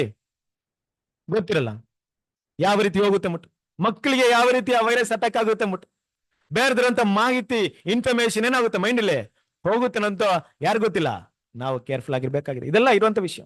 ಕ್ರಿಸ್ತನ ಪ್ರೀತಿಯ ಸಹೋದರರೇ, ಬ್ರದರ್ ಬರಿಬೇಕಾದ್ರೆ ಒಂದು ವಿಷಯವನ್ನ ಮರೀತಾರೆ. ಒಂದು ಸ್ತ್ರೀ ಬಗ್ಗೆ ಮಾತಾಡ್ತಾರೆ. ಒಬ್ಬ ಸಹೋದರಿ 6th ವಾಲ್ಯೂಮ್ ಅಲ್ಲಿ ಇದೆ, ದ ಡೆಡ್ಲಿ ಡಿಸೀಸ್ ಅಂದ್ಬಿಟ್ಟು ಒಂದು ಟಾಪಿಕ್ ಅಲ್ಲಿ ಇದೆ. ನಾನು ನಮ್ಗೆ ಆಮೇಲೆ ಅದನ್ನ ಪೇಜ್ ನಂಬರ್ ಕಳಿಸ್ತೀನಿ. ಒಬ್ಬ ಸಹೋದರಿ ಎಷ್ಟು ಒಳ್ಳೆ ಸಿಸ್ಟರ್ ಆಗಿದ್ರು ಅಂದ್ರೆ ಅವರ ಜೀವನ ಪೂರ್ತಿ ಬ್ರದರ್ ಬೈತಾ ಇರೋದು, ರಸಲ್ ಬ್ರದರ್. ಅವ್ರ ಲೈಫ್ ಪೂರ್ತಿ ಆತರ ಒಳ್ಳೆ ಸಿಸ್ಟರ್ ನೋಡೇ ಇಲ್ವಂತವ್ರು. ಅಷ್ಟು ಆನೆಸ್ಟ್, ಅಷ್ಟು ಸಭೆಗೆ ಬರ್ಬೇಕಾದ್ರೆ ಅಷ್ಟು ಪ್ರಾಮಾಣಿಕತೆಯಿಂದ ಎಲ್ಲರ ಮುಂದೆ ಮಾತಾಡಿರ್ಬೇಕು, ಪ್ರೀತಿ ವಿಶ್ವಾಸ ಎಲ್ಲದ್ರಲ್ಲೂ ಅಷ್ಟು ಪ್ರಾಮಾಣಿಕತೆ ಇದ್ರಂತ. ಅಷ್ಟು ಒಂದು ದೇವಭಕ್ತಿ ಇಲ್ಲ ಒಬ್ಬ ಸ್ತ್ರೀಯಾಗಿ ನಡ್ಕೊಂಡಿದ್ರು. ಆದ್ರೆ ಒಂದು ದಿನ ಅವರ ಸಾವಿನ ಸಮಯ ಬಂದ್ಬಿಡ್ತು. ಸಾಯುವಂತ ಸಮಯ, ಭಯಂಕರವಾದ ರೋಗಕ್ಕೆ ಒಳಗಾಗ್ಬಿಟ್ರು. ಆ ರೋಗದ ಸಮಯದಲ್ಲಿ ಅವ್ರು ಇರ್ಬೇಕಾದ್ರೆ ಭಯಂಕರವಾದ ಕೆಟ್ಟ ಮಾತು ಮಾತಾಡ್ತಿದಾರಂತೆ. ಇಲ್ಲಿವರೆಗೂ ಮಾತಾಡಿಲ್ಲ ಆ ತರ ಮಾತು, ಅವ್ರ ಬಾಯಲ್ಲಿ ಕೇಳೂ ಇಲ್ಲ. ಆಶ್ಚರ್ಯ ಆಗ್ಬಿಡ್ತು ಇವ್ರಿಗೆ. ಏನಪ್ಪ ಈ ಸಿಸ್ಟ್ರಾ, ಇವ್ರಾ ಹಿಂಗ್ ಮಾತಾಡ್ತಿರಬಿಟ್ಟು, ಏನಿರ್ಬೋದು ಇದ್ರ ಹಿನ್ನೆಲೆ? ಯಾಕೆ ಹಿಂಗ್ ಮಾತಾಡ್ತಾರೆ ಇವ್ರು? ಯಾವತ್ತು ಈ ತರ ನಾನು ಕೇಳೇ ಇಲ್ವಲ್ಲ, ಈ ತರ ಮಾತಾಡಿದ್ರು ಅಲ್ವಲ್ವಾ ಇವ್ರು ಒಳ್ಳೆ ಕ್ಯಾರೆಕ್ಟರ್ ಸಿಸ್ಟರು, ಯಾಕೆ ಈ ರೀತಿ ಮಾತಾಡ್ತಾರೆ ಅಂದ್ಬಿಟ್ಟು ಚೆಕ್ ಮಾಡ್ಬೇಕಾರೆ ಏನಾಗಿದೆ ಅಂತ ರಿಸರ್ಚ್ ಮಾಡಿದ್ದಾರೆ ಬ್ರದರ್. ಏನಾಗಿದೆ ಅಂದ್ರೆ ಇವರ ಚಿಕ್ಕ ವಯಸ್ಸಲ್ಲಿ ಕೆಲವೊಂದು ಕೆಟ್ಟ ಮಾತನ್ನೆಲ್ಲ ಕೇಳಿದ್ದಾರೆ. ಅದು ಅವ್ರಿಗೆ ತುಂಬಾ ಕಷ್ಟವಾಗಿದೆ ಕೆಟ್ಟ ಮಾತು. ಅದು ಬೇಡ ಬೇಡ ಬೇಡ ಅಂತ ಏನ್ ಮಾಡಿದ್ದಾರೆ, ತೆಗೆದಾಕ್ಬೇಕು ಅಂದ್ಬಿಟ್ಟು ತುಂಬಾ ಸರಿ ಮತ್ತೆ ಜ್ಞಾಪಕ ಮಾಡಿ ಏನ್ ಮಾಡಿದಾರೆ, ಅದು ಮೈಂಡ್ ಅಲ್ಲೇ ಸ್ಟೋರ್ ಮಾಡ್ಕೊಂಡ್ಬಿಟ್ಟಿದ್ದಾರೆ. ಈ ಕೆಟ್ಟ ಮಾತನ್ನ ಕೇಳ್ಬಾರ್ದಾಗಿತ್ತು ಅಂದ್ಬಿಟ್ಟು ತಿಳ್ಕೊಂಡು ಅದು ಮತ್ತೆ ನೆನಪು ಮಾಡಿದ್ರೆ ಎಲ್ಲ ಆಗ್ಬಿಡ್ತದೋ, ಸಬ್ ಕಾನ್ಶಿಯಸ್ ಮೈಂಡ್ ಅಲ್ಲಿ ಸ್ಟೋರ್ ಆಗ್ಬಿಡುತ್ತೆ. ಆ ಸಾವಿನ ಸಮಯದಲ್ಲಿ ಏನಾಗ್ತಿದೆ, ಕಷ್ಟ ಸಮಯದಲ್ಲಿ ಈ ಮಾತಲ್ಲ ನೋಡ್ರಿ. ಕ್ರಿಸ್ತನ ಪ್ರೀತಿಯ ಯಾವ ತರ ವೈರಸ್ ಇದೆ ಪ್ರಪಂಚದಲ್ಲಿ ಅಲ್ವಾ? ನಾವು ಬೇಡ ಅಂದ್ರೆ ನಮ್ಮನ್ನ ಫೋರ್ಸ್ ಮಾಡಿ ನಮ್ಮ ತಲೆಗೆ ಹಾಕುವಂತ ಸಿಸ್ಟಮ್ ಅಲ್ಲಿ ನಾವೇನಾಗ್ತಿದೀವಿ, ಬದುಕ್ತಾ ಇದೀವಿ. ರಸಲ್ ಬ್ರದರ್ ಅವತ್ತೇನಂದ್ರೆ ನಿಮ್ಮ ಮಕ್ಕಳ ಪಠ್ಯ ಪುಸ್ತಕವನ್ನ ನೋಡ್ರಿ ಅಂತ ಹೇಳಿದ್ರು, ಕೇರ್ಫುಲ್ ಆಗಿರ್ರಿ ಅಂತ ಹೇಳಿದ್ರು. ಈ ಕಾಲದಲ್ಲಿ ರಸಲ್ ಬ್ರದರ್ ಇದ್ರೆ ಏನ್ ಹೇಳ್ತಿದ್ರು ಹೇಳಿ, ಏನ್ ಹೇಳ್ತಿದ್ರು? Very good. ನಿಮ್ಮ ಮೊಬೈಲ್ನ ನೋಡ್ರಿ ಅಲ್ವಾ? ವೈರಸ್ ಎಲ್ಲಿ ಬರುತ್ತೆ ನಿಮ್ಗೆ? ಮೊಬೈಲ್ ಇಂದ ಬರುತ್ತೆ. ಕೇರ್ಫುಲ್ ಆಗಿರ್ರಿ. ಇಲ್ದೇ ಇರಕ್ಕಾಗುತ್ತಾ? ಮೊಬೈಲ್ ಇಲ್ದೇ ಇರಕ್ಕೂ ಆಗಲ್ಲ. ಇಟ್ಕೊಂಡ ದೇವ್ರ ಮಕ್ಳು ಏನ್ ಮಾಡ್ತಾರೆ ಇವತ್ತು? ಯೋಚನೆ ಮಾಡ್ರಿ, ಎಷ್ಟು ಡೇಂಜರಸ್. ಕ್ರಿಸ್ತನಲ್ಲಿ ಪ್ರೀತಿಯ ಸರಸರಿರೆ, ಹೀಗಿರ್ಬೇಕಾದ್ರೆ ದೇವ್ರು ನಮ್ಗೆ ಏನ್ ಮಾಡಿದಾರೆ ಅಂದ್ರೆ ಈ ಆಂಟಿ ವೈರಸ್ ನ ಇಟ್ಟಿದ್ದಾರೆ. ಹೇಗೆ ಇಸ್ರೇಲ್ ಜನರಿಗೆ ಗಿಲ್ಯಾದಿನ ಔಷಧಿನ ಕೊಟ್ರು, ನಮ್ಗೂ ಕೂಡ ಏನಿದೆ? ಗಿಲ್ಯಾದಿನ ಔಷಧಿ ನಮ್ಗಿದೆ. ಕ್ರಿಸ್ತನಲ್ಲಿ ಪ್ರೀತಿಯ ಸರಸರಿದೆ. ಯಾರದು? ನಮ್ಮ ಕರ್ತನಾದ ಯೇಸು ಕ್ರಿಸ್ತನು. ಇಂಥ ತಪ್ಪಾದ ಒಂದು ಬೋಧನೆಗಳು, ತಪ್ಪಾದ ಇನ್ಫಾರ್ಮೇಶನ್ಸ್, ಬಾಬಿಲೋನ್ ಡಾಕ್ಟ್ರಿನ್ಸ್ ಇರ್ಬೋದು, ಏನ್ ಬೇಕಾದ್ರೂ ಇರ್ಬೋದು. ಕ್ರಿಸ್ತನಲ್ಲಿ ಪ್ರೀತಿಯ ಸಹೋದರರೇ, ಯಾವುದು ಸತ್ಯವಿಲ್ವೋ ಅದನ್ನ ಬಿಟ್ಟು ನಾವು ಪರಿಶೀಲನೆ ಮಾಡಿದ್ರೆ ತಗೊಳ್ಳುವಂತ ಯಾವುದೇ ಆಲೋಚನೆ, ನಮ್ಮ ಫ್ರೆಂಡ್ ಹತ್ರ ಮಾತಾಡುವಂತ ಒಂದು ಮಾತಿರ್ಬೋದು, ನಾವು ಆಡಿಯೋದಲ್ಲಿ ಕೇಳುವಂತ ಒಂದು ವಿಷಯ ಇರ್ಬೋದು, ಇಲ್ಲ ಟೈಮ್ ಪಾಸ್ ಕೇಳುವಂತ ಒಂದು ಹಾಡು ಇರ್ಬೋದು, ಯಾವ್ದು ಬೇಕಾದ್ರೂ ಇರ್ಬೋದು. ಅದ್ರ ಮೂಲಕ ನಮ್ಗೆ ಹೋಗುವಂತ ರಾಂಗ್ ಇನ್ಫಾರ್ಮೇಶನ್ಸ್, ತಪ್ಪಾದ ಮಾಹಿತಿಗಳು, ವೈರಸ್ ಹೋದ್ರೆ ಏನಾಗುತ್ತೆ ಒಳಗಡೆ? ರೋಗ ಬರುತ್ತಾ? ನಮಗೂ ಆತ್ಮಿಕ ರೋಗಗಳು ಬರುತ್ತೆ. ನೋಡೋಣ ಎಂತೆಂತ ರೋಗಗಳು ಬರುತ್ತೆ ಅಂದ್ಬಿಟ್ಟು ಗಲಾತ್ಯದವರಿಗೆ 5ನೇ ಅಧ್ಯಾಯ 19ರಿಂದ 20 ವಾಕ್ಯಗಳು.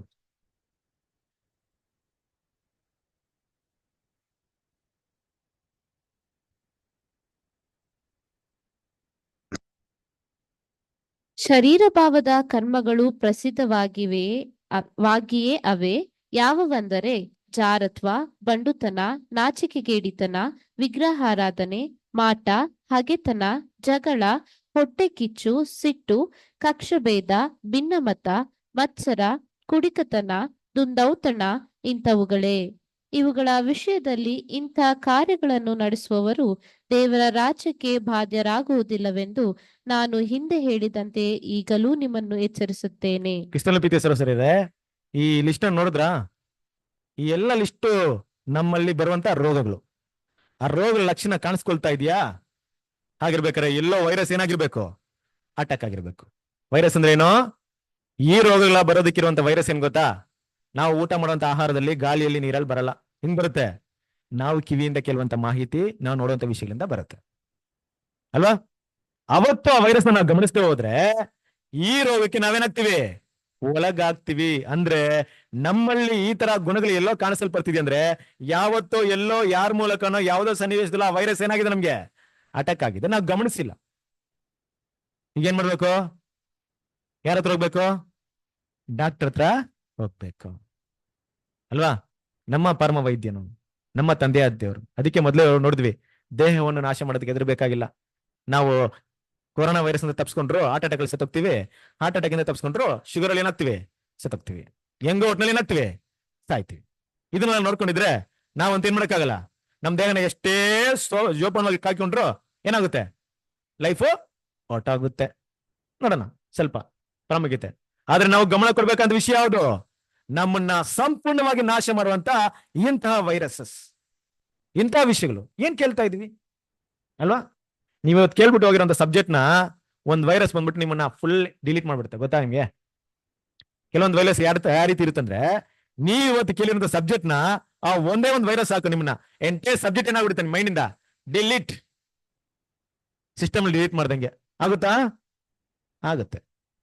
ನನ್ನ ಕೈಲಿದೆ ಅದು ಎಂತ ವೈರಸ್ ಬಿಡ್ತೀನಿ ಅಂತ. ಇಲ್ಲಿವರೆಗೆ ಕೇಳಿರೋಂಥ ಪಾಠ ನನ್ನ ಮೈಂಡಲ್ಲಿ ಯಾವ್ದು ಉಳಿದಿಲ್ಲ ಅಂದ್ರೆ ಏನರ್ಥ? ವೈರಸ್ ನನ್ನ ಮೇಲೆ ಏನಾಗಿದೆ? ಅಟ್ಯಾಕ್ ಆಗಿ ಎಲ್ಲ ನಾಶ ಡಿಲೀಟ್ ಮಾಡಾಕಿದೆ. ನನ್ನ ಮೆದ್ಲಲ್ಲಿ ಏನೂ ಇಲ್ಲ. ಇಷ್ಟೆಲ್ಲ ಪ್ರೀತಿಯ ಸರಸರಿಯರೇ, ಆಂಟಿಬಯೋಟಿಕ್ ಇಲ್ಲ, ರೋಗದ ಶಕ್ತಿ ನಮ್ಮಲ್ಲಿ ಇಲ್ಲ. ಆದ್ರೂ ಕೂಡ ದೇವರೇನ್ ಮಾಡ್ತಿದ್ರೆ ಕೃಪೆಯಿಂದ ಕರೀತಾ ಇದಾರೆ, ಬನ್ರಿ. ಏನಿದೆ? ಇಲ್ಲಿಯ ದಿನ ಔಷಧಿ ಇದೆ. ಕರ್ತನಾದ ಯೇಸು ಕ್ರಿಸ್ತನಿದ್ದಾರೆ. ಯೇಸು ಕ್ರಿಸ್ತನ ಹತ್ರ ಏನಿದೆ ನೋಡ್ರಿ. ಈಗ ಔಷಧಿಗೆ ಏನ್ ತಗೊಳ್ತೀವಿ ನಾವು? ಔಷಧಿ ಹೆಂಗಿರುತ್ತೆ? ಸಿರಪ್ ತರ ಇರುತ್ತಾ, ಜ್ಯೂಸ್ ತರ ಇರುತ್ತಾ? ಕೆಲವೊಂದು ಔಷಧಿಗಳು ಎಲ್ಲಿರುತ್ತೆ ಗೊತ್ತಾ? ಫ್ರೂಟ್ಸ್ ಎಲ್ಲ ಇರುತ್ತೆ ಜಾಸ್ತಿ, ಕರೆಕ್ಟಾ? ಹಾ, ನಮ್ಗೂ ಆತರ ಒಂದು ಔಷಧಿ ಇದೆ, ಎಲ್ಲಿದೆ ಗೊತ್ತಾ? ಹೋದ್ರಿ ಗಲಾತ್ಯದವರಿಗೆ 5ನೇ ಅಧ್ಯಾಯ 22ನೇ ವಾಕ್ಯ.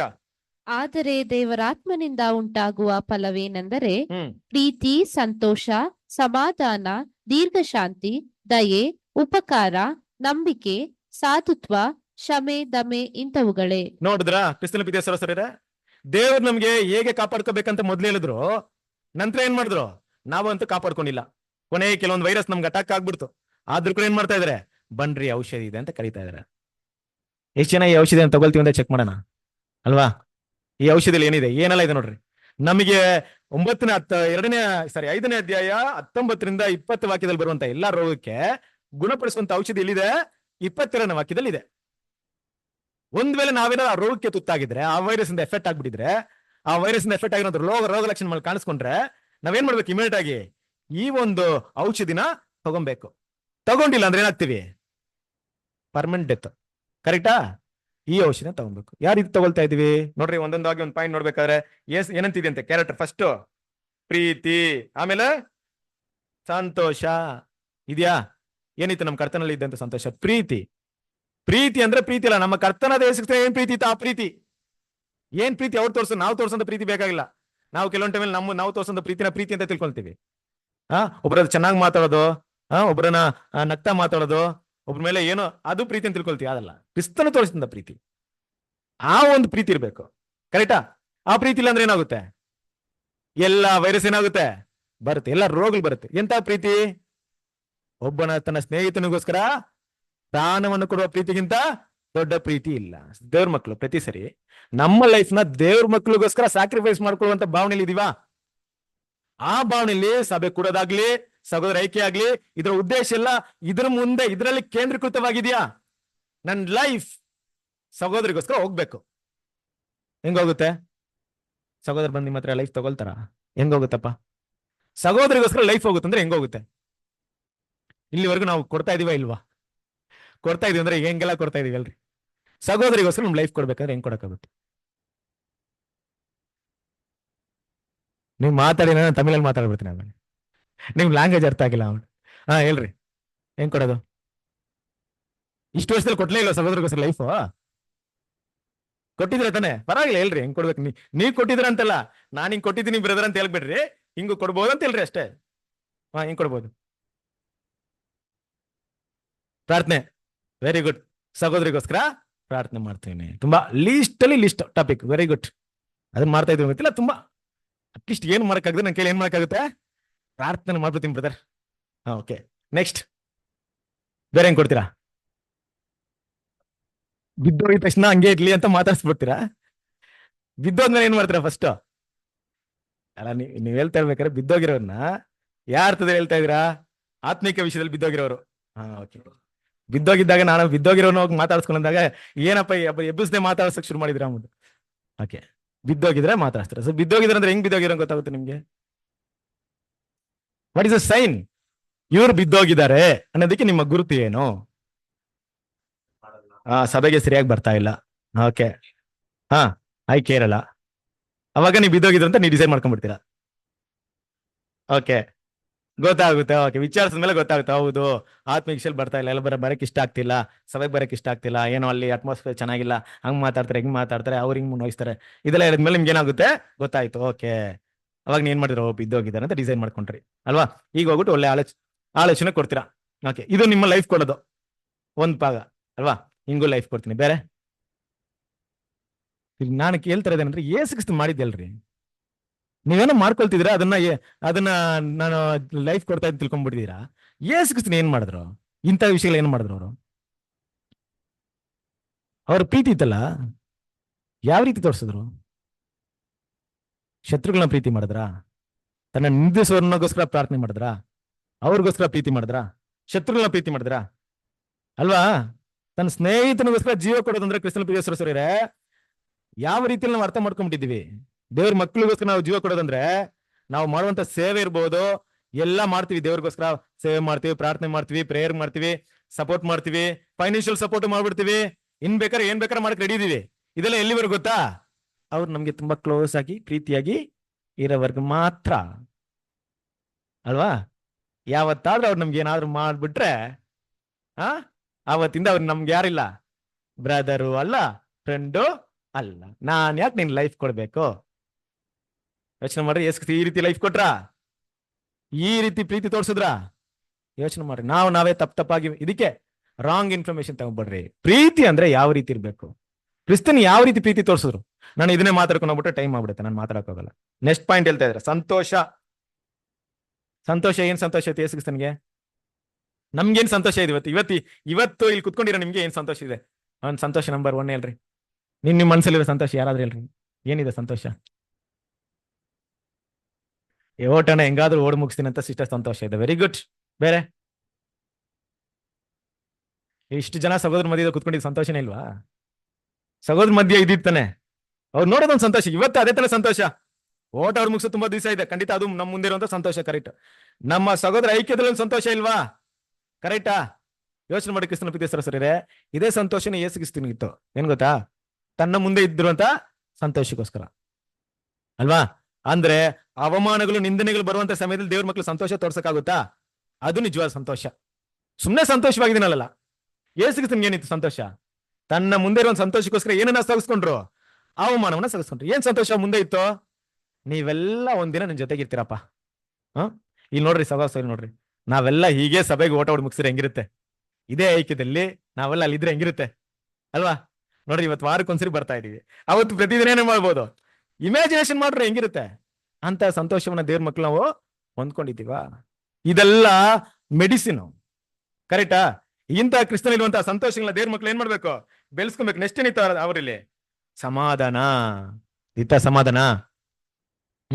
ಎಲ್ಲಿ ಬ್ರದರ್ ಸಮಾಧಾನ? ದುಡ್ಡಿದ್ರೆ ಸಮಾಧಾನ, ಆರೋಗ್ಯ ಇದ್ರೆ ಸಮಾಧಾನ ಬ್ರದರ್. ಇಲ್ಲಾಂದ್ರೆ ಏನಿಲ್ಲ ಸಮಾಧಾನ ಇಲ್ಲ ಬ್ರದರ್. ಎಲ್ಲ ಚೆನ್ನಾಗಿದ್ರೆ ಬ್ರದರ್ ಸಮಾಧಾನ, ಇಲ್ಲಾಂದ್ರೆ ಏನಿಲ್ಲ ಸಮಾಧಾನನೇ ಇಲ್ಲ. ಆ ಸಮಾಧಾನ ಯೇಸು ಕ್ರಿಸ್ತನಿಗಿತ್ತ? ಯೇಸು ಕ್ರಿಸ್ತನಿಗೆ ಯಾವ್ದ್ರ ಸಮಾಧಾನ ಇತ್ತು? ಎಂತ ಕೆಟ್ಟ ಪರಿಸ್ಥಿತಿಯಲ್ಲೋ, ಎಂತ ಮೋಸವಾದ ಪರಿಸ್ಥಿತಿಯಲ್ಲೋ ಒಂದೇ ಒಂದು ಸಮಾಧಾನ ಕೊನೆಯವರೆಗಿತ್ತು. ನನ್ನ ದೇವರೇ ಯಾಕೆ ನನ್ನನ್ನು ಕೈ ಬಿಟ್ಟಿ ಅಂತ ಹೇಳೋ ಕ್ಷಣದವರೆಗೂ ಸಮಾಧಾನ ಇತ್ತು. ಆಮೇಲೆ ಕೂಡ ಇತ್ತು. ಯಾಕೆ ಸಮಾಧಾನ ಇತ್ತು? ದೇವ್ರು ನನ್ನ ಜೊತೆಗೆ ಇದ್ದಾರೆ ಅಂತ ಭಾವನೆ. ಎಂತ ಸನ್ನಿವೇಶಗಳಲ್ಲೂ ದೇವ್ರು ನಮ್ ಜೊತೆಗೆ ಇರೋಂಥ ಸಮಾಧಾನ ಇದೆಯಾ? ಯಾರಿರ್ಲಿ, ಯಾರಿಲ್ದೆ ಹೋಗ್ಲಿ, ಯಾರಿದ್ದಾರೆ? ದೇವ್ರ ಜೊತೆಗೆ ನಾನಿದ್ದೀನಾ? ನನ್ ಜೊತೆಗೆ ದೇವ್ರಿದಾರಾ? ನೋಡ್ರಿ, ಇದೆಲ್ಲ ಯಾರಲ್ಲಿ ಕಾಣಿಸಲ್ಪಟ್ಟಂತ ವಿಷಯ? ಯೇಸು ಕ್ರಿಸ್ತನಲ್ಲಿ ಕಾಣಿಸಲ್ಪಟ್ಟಂತ ವಿಷಯ. ಈ ಒಂದು ಸಮಾಧಾನ ಇಲ್ದೇ ಏನ್ ಬರುತ್ತೆ? ಎಂತ ರೋಗ ಬರುತ್ತೆ? ಅಸಮಾಧಾನ, ಅತೃಪ್ತಿ. ಕರೆಕ್ಟಾ? ನೋಡ್ರಿ, ಮುಂದಿನ ವಿಷಯ ಹೋದ್ರಿ. ದೀರ್ಘ ಶಾಂತಿ ತುಂಬಾ ಬೇಕಾಗಿರೋದು ನಮ್ಗೆ. ದೀರ್ಘ ಶಾಂತಿ ನಮ್ ಕರ್ತನ ಯೇಸು ಕ್ರಿಸ್ತನು ಎಂತ ಕಷ್ಟವಾದ ಸನ್ನಿವೇಶದಲ್ಲೂ ಎಲ್ಲಾದ್ರೂ ಅವರ ಭಾವನೆಗಳಲ್ಲಿ, ಅವರ ಮಾತುಗಳಲ್ಲಿ ಯಾರಾದ್ರೂ ನೋಯಿಸಿದ್ರೆ ಏನೋ ಮಾತಾಡ್ಬಿಟ್ರ ನಾವ್ ಹೆಂಗಿರ್ತೀವಿ ಇವತ್ತು ಅಲ್ವಾ? ನೋಡ್ರಿ, ಆ ಕ್ಯಾರೆಕ್ಟರ್ ನಮ್ಮಲ್ಲಿ ಕಲಿತಾ ಇದೀವ, ಆ ಮುಲಾಮ್ನ ತಗೊಳ್ತಾ ಇದೀವ, ಔಷಧಿನ ತಗೊಳ್ತಾ ಇದೀವ. ನಮ್ಗಾಗಿರೋಂಥ ವೈರಸ್ಗೆ ತಗೊಳ್ತಾ ಇದ್ರೆ ಅದೇನಾಗುತ್ತೆ? ನಮ್ಮಲ್ಲಿ ಗುಣವಾಗುತ್ತೆ. ಅದು ನಾವು ಅಂತ ಗುಣಗಳನ್ನ ರಿಫ್ಲೆಕ್ಷನ್ ಮಾಡ್ತಾ ಇರ್ತೀವಿ. ನಾನು ಅದನ್ನ ರಿಫ್ಲೆಕ್ಷನ್ ಮಾಡ್ಕೊಳ್ತಿಲ್ಲ ಅಂದ್ರೆ ಏನರ್ಥ? ಇಂಥ ಕ್ಯಾರೆಕ್ಟರ್ನಲ್ಲಿ ಕಾಣಿಸ್ಕೊಳ್ತಿಲ್ಲ ಅಂದ್ರೆ ಏನರ್ಥ? ನಾನಂತೂ ತಗೊಳ್ತಾ ಇಲ್ಲ. ಇಸ್ರೇಲ್ ಜನರು ಹೇಳ್ದಂಗೆ, ವೈದ್ಯನೇ ನೀನೇ ಗುಣಪಡಿಸ್ಕೊ, ನಾನು ಹೆಸರಿಗೆ ಬರ್ತೀನಿ, ಹೋಗ್ತೀನಿ, ಕುತ್ಕೊಳ್ತೀನಿ, ಕೇಳ್ತೀನಿ, ಅಷ್ಟೇ, ಟಾಟಾ. ಮಿಕ್ಕಿದ ಯಾವುದೇ ವಿಷಯಕ್ಕೆ ನನ್ನಲ್ಲಿ ನೀವು ಇಂಟರ್ಫಿಯರ್ ಆಗ್ಬಾರ್ದು. ಈ ಔಷಧಿನ ತಗೊಳ್ತಾ ಇದೀವ, ದೀರ್ಘ ಶಾಂತಿ. ಎಷ್ಟು ಕಷ್ಟ ಇದೆಯಲ್ಲ. ಒಂದ್ಸರಿ ಏನಾಯ್ತು, ಬ್ರದರ್ ಒಬ್ರು ಹೋಟ್ಲ್ ಮುಂದೆ ಏನಾಗ್ಬಿಟ್ಟಿದ್ರು, ಒಂದು ಗಾಡಿನ ಪಾರ್ಕ್ ಮಾಡಿದ್ರು. ಅವ್ರ ಕಾರ್ನ ಊಟ ಮಾಡ್ತಿದ್ರು. ಊಟ ಮಾಡೋ ಟೈಮಲ್ಲಿ ಅದು ಪ್ರೈವೇಟ್ ಪಾರ್ಕಿಂಗ್ ಅಂತ ಬೋರ್ಡ್ ಹಾಕ್ಬಿಟ್ಟಿದ್ದಾರೆ. ಇವ್ರು ಗೊತ್ತಿಲ್ಲದೆ ಪಾರ್ಕ್ ಮಾಡ್ಬಿಟ್ರು. ಅಷ್ಟಲ್ಲಿ ಬೇರೆ ಯಾರೋ ಬಂದ್ಬಿಟ್ಟು ಏನ್ ಮಾಡಿದ್ರು, ಈ ಬರೋರ್ಗೆ ವೆಯ್ಟ್ ಮಾಡಿದ್ರು. ಅವರು ನನ್ನ ಪ್ಲೇಸಲ್ಲಿ ಪಾರ್ಕ್ ಮಾಡ್ಬಿಟ್ಟವನ ಯಾರ ಬಂದ ತಕ್ಷಣ ಏನ್ ಮಾಡಿದ್ರು, ಸಿಕ್ಕಾಪಟ್ಟೆ ಕೋಪ ಆಯ್ತು ಆ ವ್ಯಕ್ತಿಗೆ. ಬಂದ ತಕ್ಷಣ ಬ್ರದರ್ಗೆ ಏನ್ ಮಾಡಿದ್ರು, ಬಾಯಿಗೆ ಬಂದದ್ ಬೈದ್ರು. ಬೈದನ್ ಮಾಡಿದ್ರು, ತಗಿ ಗಾಡ್ನ ಹಂಗೆ ಹಿಂಗೆ ಅಂತ ಬೈದ್ರು. ಅವ್ರು ಬ್ರದರ್ ಸೈಲೆಂಟ್ ಆಗಿದ್ರು. ಬೈತಾನೆ ಇದಾರೆ, ಅವ್ರು ಸೈಲೆಂಟ್ ಆಗಿದ್ದಾರೆ. ಕೊನೆಗೆ ಒಂದು ಮಾತು ಕೇಳಿದ್ರು. ಏನಂತ ಕೇಳಿದ್ರು ಗೊತ್ತಾ? ಕೋಪನ ಕಂಟ್ರೋಲ್ ಮಾಡೋದು ಎಷ್ಟು ಕಷ್ಟ ಗೊತ್ತಾ ನಿನ್ಗೆ? ಒಂದ್ಸರಿ ಕಂಟ್ರೋಲ್ ಮಾಡಿ ನೋಡು ಅಂದ್ರು. ಅಲ್ವಾ? ಅವ್ರಿಗೆ ಏನಾಗ್ತಿದೆ, ಕೋಪ ಬರ್ತಾ ಇದೆ, ಕೋಪನೇ ಬರ್ತಾ ಇಲ್ಲ. ಕೋಪನ ಕಂಟ್ರೋಲ್ ಮಾಡೋದು ಎಷ್ಟು ಕಷ್ಟ ಗೊತ್ತಾ? ನೀನ್ ಇಷ್ಟು ಬೈತಾ ಇದ್ರೆ ಏನ್ ಮಾಡ್ತಾ ಇದೀನಿ, ಒಂದ್ಸರಿ ನೀನ್ ಕಂಟ್ರೋಲ್ ಮಾಡಿ ನೋಡು ಅಂತ ಹೇಳಿದ್ರು. ನೋಡ್ರಿ ಎಷ್ಟು ಕಷ್ಟ ಇದೆ ಅಲ್ವಾ? ದೀರ್ಘ ಶಾಂತಿ ಅನ್ನೋದು ತುಂಬಾನೇ ಟಫ್. ಇದನ್ ಬಿಟ್ಬಿಟ್ರೆ ಎಂತ ಗುಣಗಳು ಬರುತ್ತೆ? ಕೋಪದಿಂದ ಜಗಳದಿಂದ ಹೊಟ್ಟೆ ಕಿಚ್ಚು ಎಲ್ಲಾನು ಬಂದ್ಬಿಡುತ್ತೆ. ಅದು ನಮ್ಮನ್ನ ನಾಶ ಮಾಡ್ಬಿಡುತ್ತೆ. ಕರೆಕ್ಟಾ? ಈ ಔಷಧಿನ ತಗೊಳ್ದೆ ಹೋದ್ರೆ ಕ್ರಿಸ್ತನ ಪ್ರೀತಿಯ ಸರಸೋರಿದೆ. ಯೋಚನೆ ಮಾಡ್ರಿ, ಇನ್ನೇ ಏನಿದೆ ಮುಗಿಸ್ಬಿಡೋಣ. ಸ್ವಲ್ಪ ಒಂದು 5-10 ಮಿನಿಟ್ಸ್ ಮುಗಿಸ್ಬಿಡೋಣ. ಎಷ್ಟೇನಿದೆ? ದಯೆ ಇದೆಯಾ? ಎಂತ ದಯೆ ಇದೆ ಕ್ರಿಸ್ತನ ಪ್ರೀತಿ ಸರಸೋರಿದೆ? ಸಗೋದ್ ನೋಡಿದಾಗ ಹೆಂಗಿದೆ? ದಯೆ ಇದೆಯಾ ನಮ್ಗೆ? ಪ್ರತಿಯೊಬ್ಬ ಜನರು ಕೂಡ, ಪ್ರತಿಯೊಬ್ಬ ದೇವ್ರ ಮಕ್ಕಳು ಕೂಡ ಶಿಲ್ಬೆನ ಹೊತ್ಕೊಂಡು ಹೋಗ್ತಿದ್ದಾರೆ. ಕರೆಕ್ಟಾ? ಹಾಗಿರ್ಬೇಕಾದ್ರೆ ಅವರ ದೇಹದಲ್ಲಿ ಗಾಯಗಳು ಇದ್ದೇ ಇರುತ್ತೆ ಅಂತ ತಿಳ್ಕೊಳ್ಳಿ. ನಮ್ಮ ಕೈಲಿ ಅವರ ದೇಹಕ್ಕೆ ಔಷಧಿ ಹಾಕಕ್ಕಾಗದಿದ್ರು ಪರವಾಗಿಲ್ಲ, ಅವರ ಗಾಯಗಳಲ್ಲಿ ಕತ್ತಿ ಇಡೋದ್ ಬೇಡ. ಏನಂತೀರಾ? ಅವರ ಗಾಯಗಳಿಗೆ ಔಷಧಿ ಆಗ್ತಿದ್ರು ಬೇಡ, ಪರವಾಗಿಲ್ಲ. ಆದ್ರೆ ಆ ನೋವಿನಲ್ಲಿ ಕತ್ತಿ ಇಡೋದ್ ಬೇಡ. ನಮ್ಮ ಬಾಯಿ ಮಾತಿಲ್ಲ ನೋಯಿಸೋದ್ ಬೇಡ. ನಾವೆಲ್ಲರೂ ಕೂಡ ಹಂಗೆ ಇದೀವಿ. ನಮ್ಮನ್ನ ನಾವೇ ಪರೀಕ್ಷೆ ಮಾಡೋಣ. ಈ ರೀತಿ ಯೋಚನೆ ಮಾಡೋಣ ಅಲ್ವಾ? ಪ್ರತಿಯೊಬ್ರು ಆದಷ್ಟು ಏನ್ ಮಾಡೋಣ? ನಮ್ಮ ದಯೆಯಿಂದ, ಅನುಕಂಪದಿಂದ ಮಾತಾಡ್ಬೇಕಾದ್ರೆ ಒಬ್ರ ಕಷ್ಟಗಳನ್ನ ತಿಳ್ಕೊಳ್ಳೋಣ, ನಾವು ಪರಿಸ್ಥಿತಿನ ಅರ್ಥ ಮಾಡ್ಕೊಳ್ಳೋಣ. ಇಂಥ ದಯೆಗಳನ್ನ ದೇವ್ರ ಮಕ್ಕಳು ನಾವು ತೋರ್ಸೋರಾಗಿದ್ದೀವ? ಇಂಥ ದಯೆಗಳನ್ನ ನಾವು ತೋರ್ಸಿಲ್ಲ ಅಂದ್ರೆ ನಾವ್ ಏನನ್ನ ತಗೊಳ್ತಾ ಇಲ್ಲ? ಕ್ರಿಸ್ತನು ಅನ್ನುವಂತ ಔಷಧಿನ, ಯೇಸು ಕ್ರಿಸ್ತನು ಅನ್ನುವಂತ ಗಿಲಿಯಾದಿನ ತೈಲವನ್ನ ನಾವು ನಮ್ಗೆ ತಗೊಳ್ತಾ ಇಲ್ಲ. ಅದರಿಂದ ನಮ್ಗೆ ಏನಾಗ್ಲಿಲ್ಲ, ಇಂಥ ಗುಣಗಳು ಕಾಣಿಸ್ಕೊಳ್ತಾ ಇಲ್ಲ. ಅದೇ ರೋಗಗಳಿದೆ, ದಯೆ ಇಲ್ಲ, ಅನುಕಂಪ ಇಲ್ಲ. ನೆಕ್ಸ್ಟ್ ಏನಿದೆ? ಉಪಕಾರ ಅಲ್ವಾ? ತುಂಬಾ ಪಾಯಿಂಟ್ಸ್ ಇದೆ ಕ್ರಿಸ್ತನ ಪ್ರೀತಿಯ ಸಹೋದರರೇ, ನೀವೇನ್ ಮಾಡ್ರಿ? ಸ್ಟಡಿ ಮಾಡ್ರಿ ಆ ಔಷಧಿ ಬಗ್ಗೆ. ನೆಕ್ಸ್ಟ್ ಪಾಯಿಂಟ್ ಏನಿದೆ? ನಂಬಿಕೆ, ಸಾಧುತ್ವ, ಶಮೆದಮೆ ಅಲ್ವಾ? ಸಾಧುತ್ವ, ಶಮೆದಮೆ ಅಂದ್ರೆ ಏನ್ ಬರುತ್ತೆ? ಸೆಲ್ಫ್ ಕಂಟ್ರೋಲ್ ಅಂತ ಇಂಗ್ಲಿಷ್ ಅಲ್ಲಿ ಬರ್ತಾ ಇದೆ. ಕರೆಕ್ಟಾ? Self control. ನಮ್ಮನ್ನೇ ನಾವು ಕಂಟ್ರೋಲ್ ಮಾಡೋದು ತುಂಬಾನೇ ಕಷ್ಟ ಇದೆ. ನಮ್ಮ ವಿಷಯಗಳನ್ನ ಹತೋಟಿಯಲ್ಲಿ ಇಟ್ಕೊಳ್ಳೋದು. ಯೋಚನೆ ಮಾಡ್ರಿ, ಯೇಸು ಕ್ರಿಸ್ತನು ಅಷ್ಟು ವಿಷಯಗಳನ್ನ, ಅವ್ರ ಎಮೋಷನ್ ಹೆಂಗಿತ್ತು ಅಂದ್ರೆ ಎಲ್ಲವನ್ನ ಏನ್ ಮಾಡಿದ್ರು? ಕಂಟ್ರೋಲ್ ಮಾಡಿದ್ರು. ಈ ಭೂಮಿಯಲ್ಲಿ ಒಬ್ಬ ಪರಿಪೂರ್ಣವಾದ ವ್ಯಕ್ತಿ, ಇಡೀ ಲೋಕವನ್ನು ಅನುಭವಿಸಕ್ಕೆ ಯೋಗ್ಯ ಇರೋ ವ್ಯಕ್ತಿ ಆದಮ್ ಬಿಟ್ರೆ ಯಾರಂತ ನೋಡಿದ್ರೆ ಕರ್ತನಾದ ಯೇಸು ಕ್ರಿಸ್ತನ್ ಮಾತ್ರ. ಅನುಭವಿಸಿದ್ರ? ಇಡೀ ಲೋಕವನ್ನ ಆಳ್ವಿಕೆ ಮಾಡೋದಕ್ಕೆ ಯೋಗ್ಯತೆ ಇದ್ದಿದ್ದು ಯೇಸು ಕ್ರಿಸ್ತನ್ ಮಾತ್ರ ಮನುಷ್ಯರಲ್ಲಿ. ಮತ್ತೆ ಯೇಸು ಕ್ರಿಸ್ತನ್ ಮನುಷ್ಯರಾಗಿ ಬರಲ್ಲ, ಮನುಷ್ಯರಾಗಿ ಬಂದಿದ್ರು ಒಂದು ಟೈಮಲ್ಲಿ. ಅವ್ರ ಮಾತ್ರ ಒಂದು ಅಧಿಕಾರ ಇತ್ತು. ಆದ್ರೆ ಅನುಭವಿಸಿದ್ರ? ಸೈತಾನೇ ಲೋಕವನ್ನು ಕೊಟ್ಟರು, ಅನುಭವಿಸಿಲ್ಲ. ಎಲ್ಲವನ್ನ ಬಿಟ್ರು. ನರಿಗಳಿಗೆ, ಪಕ್ಷಿಗಳಿಗೆ, ಮನುಷ್ಯ ಕುಮಾರನಿಗೆ ಏನಿಲ್ಲ. ಹೆಂಗಿದ್ರು ಲೈಫ್ ಅಲ್ವಾ? ಕೊನೆ ಕ್ಷಣದಲ್ಲಿ ಮೈ ಮೇಲಿರುವಂತ ಬಟ್ಟೆಗಳನ್ನ ತಗೊಂಡ್ರು, ಎಲ್ಲವನ್ನ ಕಿತ್ ಬಿಸಾಕಿದ್ರು. ಕ್ರಿಸ್ತನ ಪ್ರೀತಿಯ ಸಹೋದರರೇ, ಎಷ್ಟು ಕಂಟ್ರೋಲ್ ಮಾಡೋದು ನೋಡ್ರಿ. ಏನು ಬೇಡ ಅಂತ ಬಿಟ್ಟಾಕಿದ್ರು. ಇಂತಹ ತೈಲವನ್ನ, ಇಂಥ ಔಷಧಿನ ತಗೊಳ್ತಾ ಇದೀವಾ? ಆ ಔಷಧಿ ತಗೊಳ್ತಾ ಇದ್ರೆ ಕ್ರಿಸ್ತನ ಪ್ರೀತಿಯ ಸಹೋದರರೇ, ಅಂತಹ ಗುಣಗಳು ನಮ್ಮಲ್ಲಿ ಏನಾಗುತ್ತೆ? ಕಾಣಿಸುತ್ತೆ ಇಲ್ವಾ? ಆದ್ರಿಂದ ದೇವ್ರ ಮಕ್ಕಳು ತುಂಬಾ ಜಾಗೃತೆ ಇರೋದೇನಪ್ಪಾ ಅಂದ್ರೆ, ನಾವೇನಾದ್ರೂ ಇಂಥ ಔಷಧಿ ತಗೊಳ್ಳಿಲ್ಲ ಅಂದ್ರೆ ಬೇರೆ ರೀತಿಯಾದಂತ ಏನಾಗುತ್ತೆ? ವೈರಸ್ ನಮ್ಮನ್ನ ಅಟ್ಯಾಕ್ ಮಾಡುತ್ತೆ. ಈ ಔಷಧಿ ಎಲ್ಲ ತಗೊಳ್ಬೇಕು, ನಾವೇನ್ ಮಾಡ್ಬೇಕು? ಆಗ್ಲೇ ಹೋದ್ನಲ್ಲ, ಗಿಲಿಯಾದ್ಗೆ ಔಷಧಿ ಇದೆ, ಗೊತ್ತಾಯ್ತು ನಮ್ಗೆ. ಯೇಸು ಕ್ರಿಸ್ತನಲ್ಲಿ ಇಂಥ ಗುಣಗಳೆಲ್ಲ ಇದೆ. ಇಲ್ಲೇ ಇಟ್ಕೊಂಡು ಆ ಗುಣಗಳು ಬೆಳೆಸ್ಕೊಳ್ತಾರೆ. ಆಗ ಎಲ್ಲೋಗ್ಬೇಕು?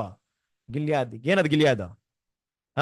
ಓದ್ರಿ ಇಬ್ರಿಯದವರಿಗೆ 4ನೇ ಅಧ್ಯಾಯ 15ನೇ ವಾಕ್ಯ.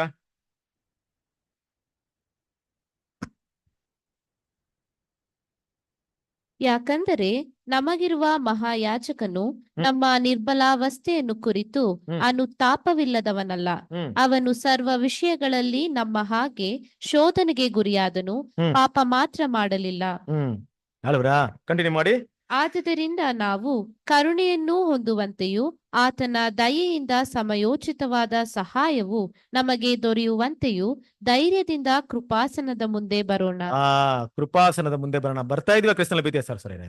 ನಮ್ಮಲ್ಲಿ ಕಾಣಿಸ್ಕೊಳ್ಳುವಂತ ವಿಷಯಗಳನ್ನ ನಾವು ಗಮನದಲ್ಲಿಟ್ಟು, ಇಂತಹ ಒಂದು ವಿಷಯಕ್ಕೆ ನಾನು ತುತ್ತಾಗಿದ್ದೀನಿ, ಇದರಿಂದ ನಾನು ಹೊರಡೆ ಬರ್ಬೇಕಂದ್ಬಿಟ್ಟು ಆ ಕೃಪಾಸನದ ಮುಂದೆ ಒಂದು ಕೃಪೆನ ಕೇಳ್ತಾ ಇದೀನಾ? ಕೃಪೆನ ಕೇಳಿ ಆ ಕೃಪೆನ ಪಡ್ಕೊಳ್ತಾ ಇದೀನಾ? ಪಡ್ಕೊಂಡು ನನ್ನ ಪ್ರತಿದಿನ ಪ್ರಿಪೇರ್ ಮಾಡ್ಕೊಳ್ಳಕ್ಕೆ, ಕ್ರಿಸ್ತನ ಸಾರೂಪ್ಯದಲ್ಲಿ ಬೆಳೆಯುಕೊಳ್ಳಕ್ಕೆ ನಾನು ಪ್ರಯತ್ನ ಪಡ್ತಾ ಇದ್ದೀನಾ? ಯಾರು ಗಮನಿಸ್ಬೇಕು? ನಾವೇ.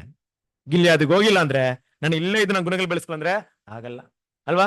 ಆಯ್ತು, ಗಿಲಿಯಾದಿಗೆ ಹೋಗಿದ್ರ, ತಗೊಂಡ್ಬಿಟ್ಟಿರಿ ಮೆಡಿಸಿನ್, ದೇವ್ರು ಕೊಟ್ಬಿಟ್ಟಿದ್ರೆ ಏನ್ ಮಾಡ್ಬೇಕು ಇವಾಗ? ತಗೊಂಬೇಕು ಮೆಡಿಸಿನ್. ಡಾಕ್ಟರ್ ಹತ್ರ ಹೋಗ್ಬೇಕು. ಅದಕ್ಕೆ ಹೇಳ್ತಾರಲ್ವಾ, ಡಾಕ್ಟರ್ ಹತ್ರ ಹೋಗ್ಬೇಕು. ಯಾಕಂದ್ರೆ ಡಾಕ್ಟರ್ ಬದುಕಬೇಕು. ಡಾಕ್ಟರ್ ಕೊಟ್ಟಿರೋಂಥ ಮೆಡಿಸಿನ್ ಮೆಡಿಕಲ್ ತಗೊಬೇಕು. ಯಾಕಂದ್ರೆ ಮೆಡಿಕಲ್ ಅವ್ರು ಬದುಕಬೇಕು. ಅದನ್ನ ನೀವು ತಗೊಂಬಾರ್ದು, ಯಾಕಂದ್ರೆ ನೀವು ಬದುಕಬೇಕು ಅಂತ ಏನ್ ಮಾಡ್ತಾರೆ ಪ್ರಪಂಚದಲ್ಲಿ ಹೇಳ್ತಾರೆ. ಆದ್ರೆ ಇಲ್ಲಿ ದೇವ್ರ ಮಕ್ಳು ಏನ್ ಮಾಡ್ಬೇಕು? ತಗೊಳ್ಳೇಬೇಕು. ಪ್ರತಿದಿನ ಅಪ್ಲೈ ಮಾಡದೆ ಪ್ರಯೋಜನ ಇಲ್ಲ. ಔಷಧಿ ಇದೆ ಬ್ರದರ್, ಸಬ್ಜೆಕ್ಟ್ ಸೂಪರ್ ಬ್ರದರ್, ತುಂಬಾ ಚೆನ್ನಾಗಿತ್ತು ಬ್ರದರ್ ಇವತ್ತು, ಆದ್ರೆ ಅಪ್ಲೈ ಮಾತ್ರ ಮಾಡಲ್ಲ. ತಗೊಂಡು ಇಟ್ಕೊಂಡಿದ್ದೀನಿ ಬ್ರದರ್, CD-ಲಿ ಇದೆ, YouTube ಅಲ್ಲಿ ಇದೆ, ವಿಡಿಯೋದಲ್ಲಿ ಇದೆ, ನಮ್ಮ ಪುಸ್ತಕದಲ್ಲಿ ಇದೆ. ಆದ್ರೆ ಎಲ್ಲಿದ? ನನ್ನಲ್ಲಿ ಇಲ್ಲ, ನಾನು ಅಪ್ಲೈ ಮಾತ್ರ ಮಾಡಕ್ ಹೋಗಲ್ಲ. ಹೆಂಗೆ ಗುಣವಾಗುತ್ತೆ? ನಾವು ನಮ್ಮನ್ನೇ ವಂಚನೆಗೊಳಪಡಿಸ್ತೀವಿ ಕ್ರಿಸ್ತನ ಪ್ರೀತಿಯ ಸಹೋದರರೇ. ಆದ್ರಿಂದ ತುಂಬಾ ಜಾಗೃತಿಗಿರೋಣ. ಯಾಕೆ ಇಷ್ಟೊಂದು ವಿಷಯ ಮಾತಾಡ್ತಿದ್ದೀನಿ ಗೊತ್ತಾ? ಆ ಒಂದು ಗಿಲ್ಯಾದಿನ ತೈಲವನ್ನು ಯೂಸ್ ಮಾಡದೆ ಹೋದಂತ ಇಸ್ರೇಲ್ ಜನರಿಗೆ ಮತ್ತೆ ಪುನರ್ತನ ಇದೆ. ಇಡೀ ಲೋಕಕ್ಕೆ ಪುನರ್ತನ ಇದೆ. ಯಾರಿಗಿಲ್ಲ? ನಮಗಿಲ್ಲ ಅಲ್ವಾ?